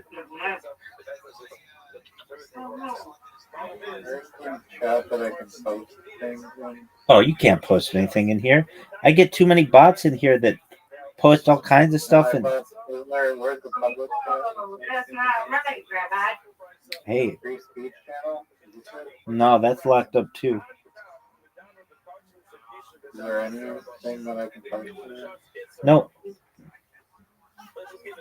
You took down the open channel? I put in there. So I was fine with it, but I learned about a way that you can get somebody's Discord banned, and I didn't want somebody using it against me.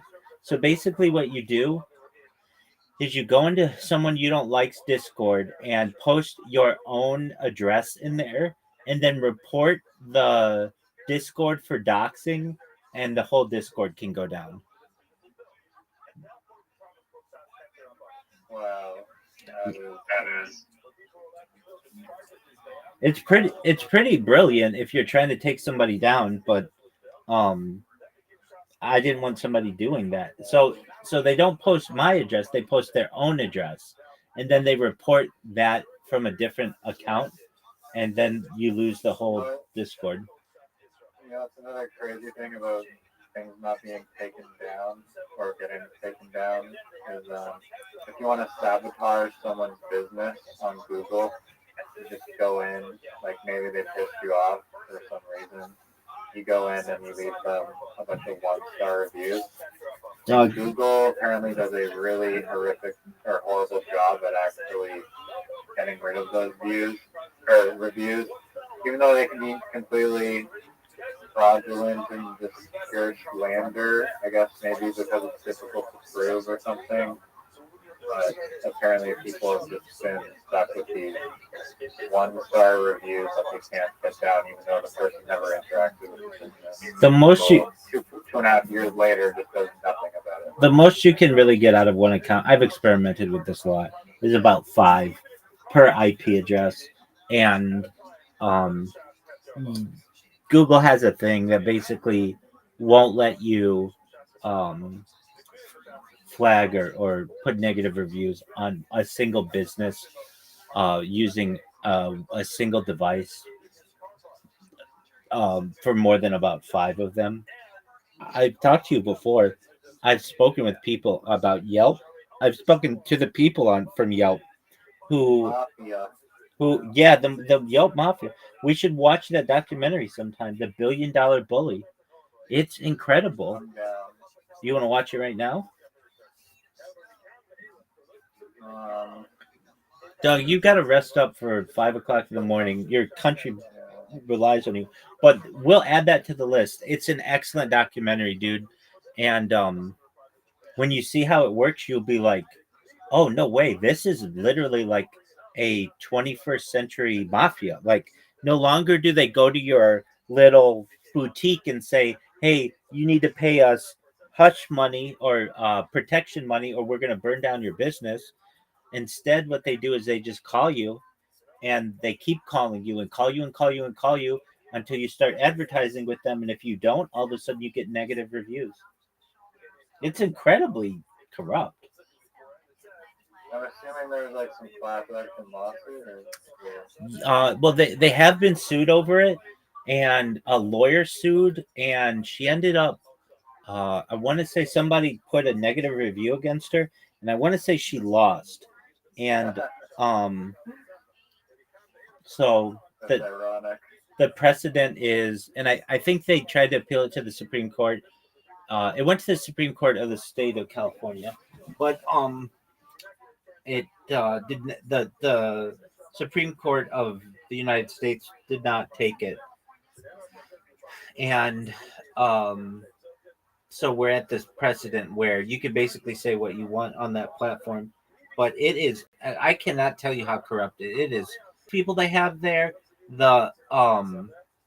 they keep a file on you, on anyone who calls in, and like they take notes even though they're not supposed to do that. They're not supposed to record the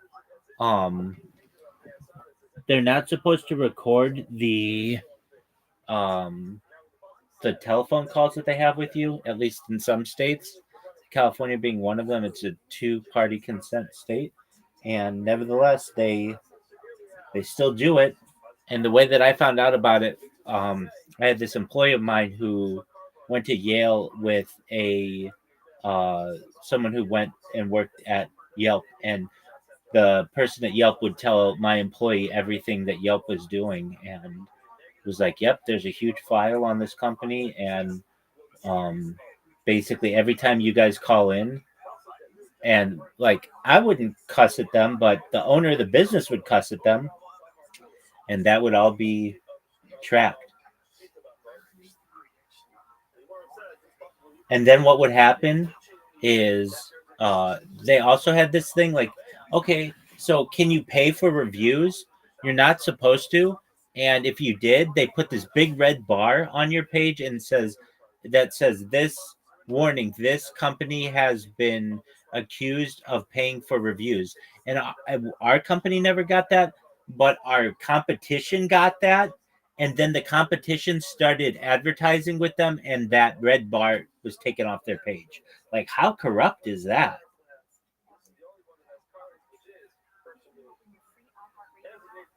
Yeah.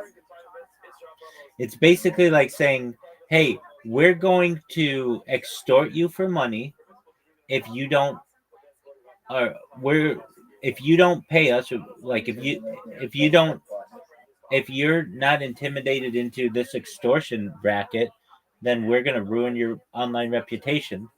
It's incredibly corrupt. And I know we'll watch the documentary sometime, but you'll just have like a mom and pop business, and they'll be like, "We've been in business for 40 years, and everything was fine, and we were." One day we got this call from a company called Yelp, and we'd never heard of it, and they said that they could advertise for us and boost all of our metrics and things like that, and we were like, "We've been in business since 1972, we don't need your help." And we basically hung up on them, and then we got another call from the next day from somebody else, and we said the same thing to them, and the same thing to them, and the same thing to them. And then our daughter went looking on the internet one day and saw all these negative reviews about our business. And if you look, we have very positive customers. We have the same 50 customers for the last 35 years, and none of them have any reason to want to post negative reviews. And I can tell you, the company, they would post negative reviews, and you didn't even know if they were right or not. And oh, I I could talk about that company for a long time. It's very I'm corrupt. back. Oh, okay. It's very corrupt. So I'll be right back. I'm gonna use the restroom. Riser, Okay. are you gonna watch the hockey match? I'm assuming it's called Canadian, so yeah, so the don't have a choice. I'm too invested at this point.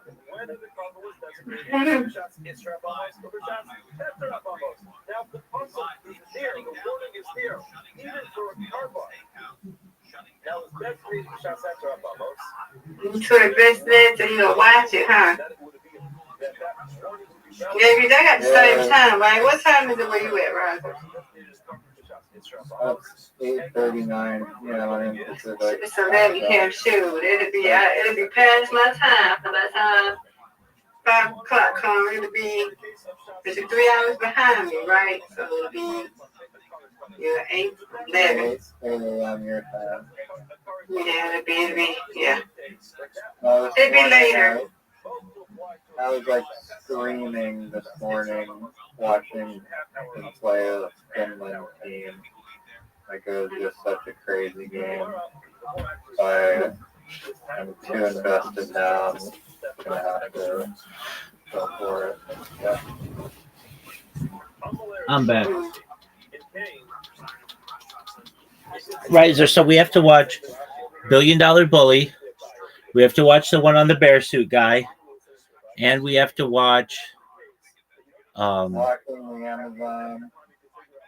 Walking the Amazon. So Okay. there's this one that I was trying to find this travel documentary, but I scoured the internet and like went to all these different streaming sites that I can find. I can pay like $4 for it on Apple, but it's pretty, you're cooked when you can't afford a $4 travel documentary. All right. I mean, if you give me the name of it, I'm pretty sure we could find it. Yeah, I think I have it written down somewhere. Well, when we watch it, That's nuts. There's not that many travel documentaries. I understand, but I mean, I need to be able to search for it. You should know. It's called Word Wars. Okay, well, we'll be able to find that. And then I also want to watch Aristocrats with you because it's about stand-up comedy. It's about they say it's the oldest joke in existence. Whether it is or not, I don't know. But it's the joke that I've seen that made me laugh the hardest of any joke. I've never laughed harder. But I was in this like one really interesting mood to watch it. Like, I watched it the first time and I was like, oh, this isn't very funny. But then I watched it again, and it was like so stupid to me that it just made me laugh hysterically.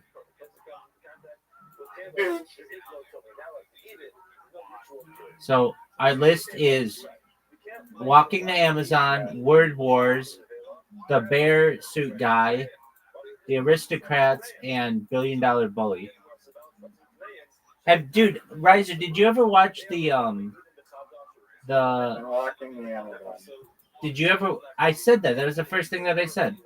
Did you ever watch McMillions? It's about the McDonald's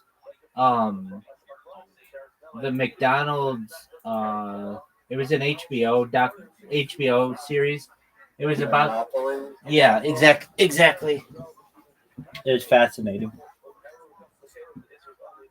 I think they're gonna make it into a movie. What's the name of it, Rabbi? McMillions, you know the McDonald's Monopoly game? Oh yeah.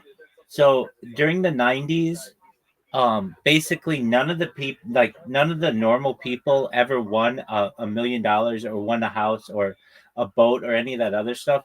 Basically one guy in Florida who wasn't associated with McDonald's, he was associated with the security firm that ran the game, gave those pieces to like his friends, and all his friends won all the money.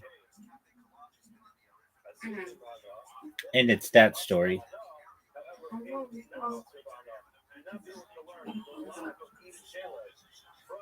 Okay. So I know I win, you said? Yeah, and so during the 90s, that's correct. And so during the 90s, McDonald's had to come out and say that game had been rigged by someone unassociated with the company, and they had to give away a bunch of free French fries and free small drinks and stuff.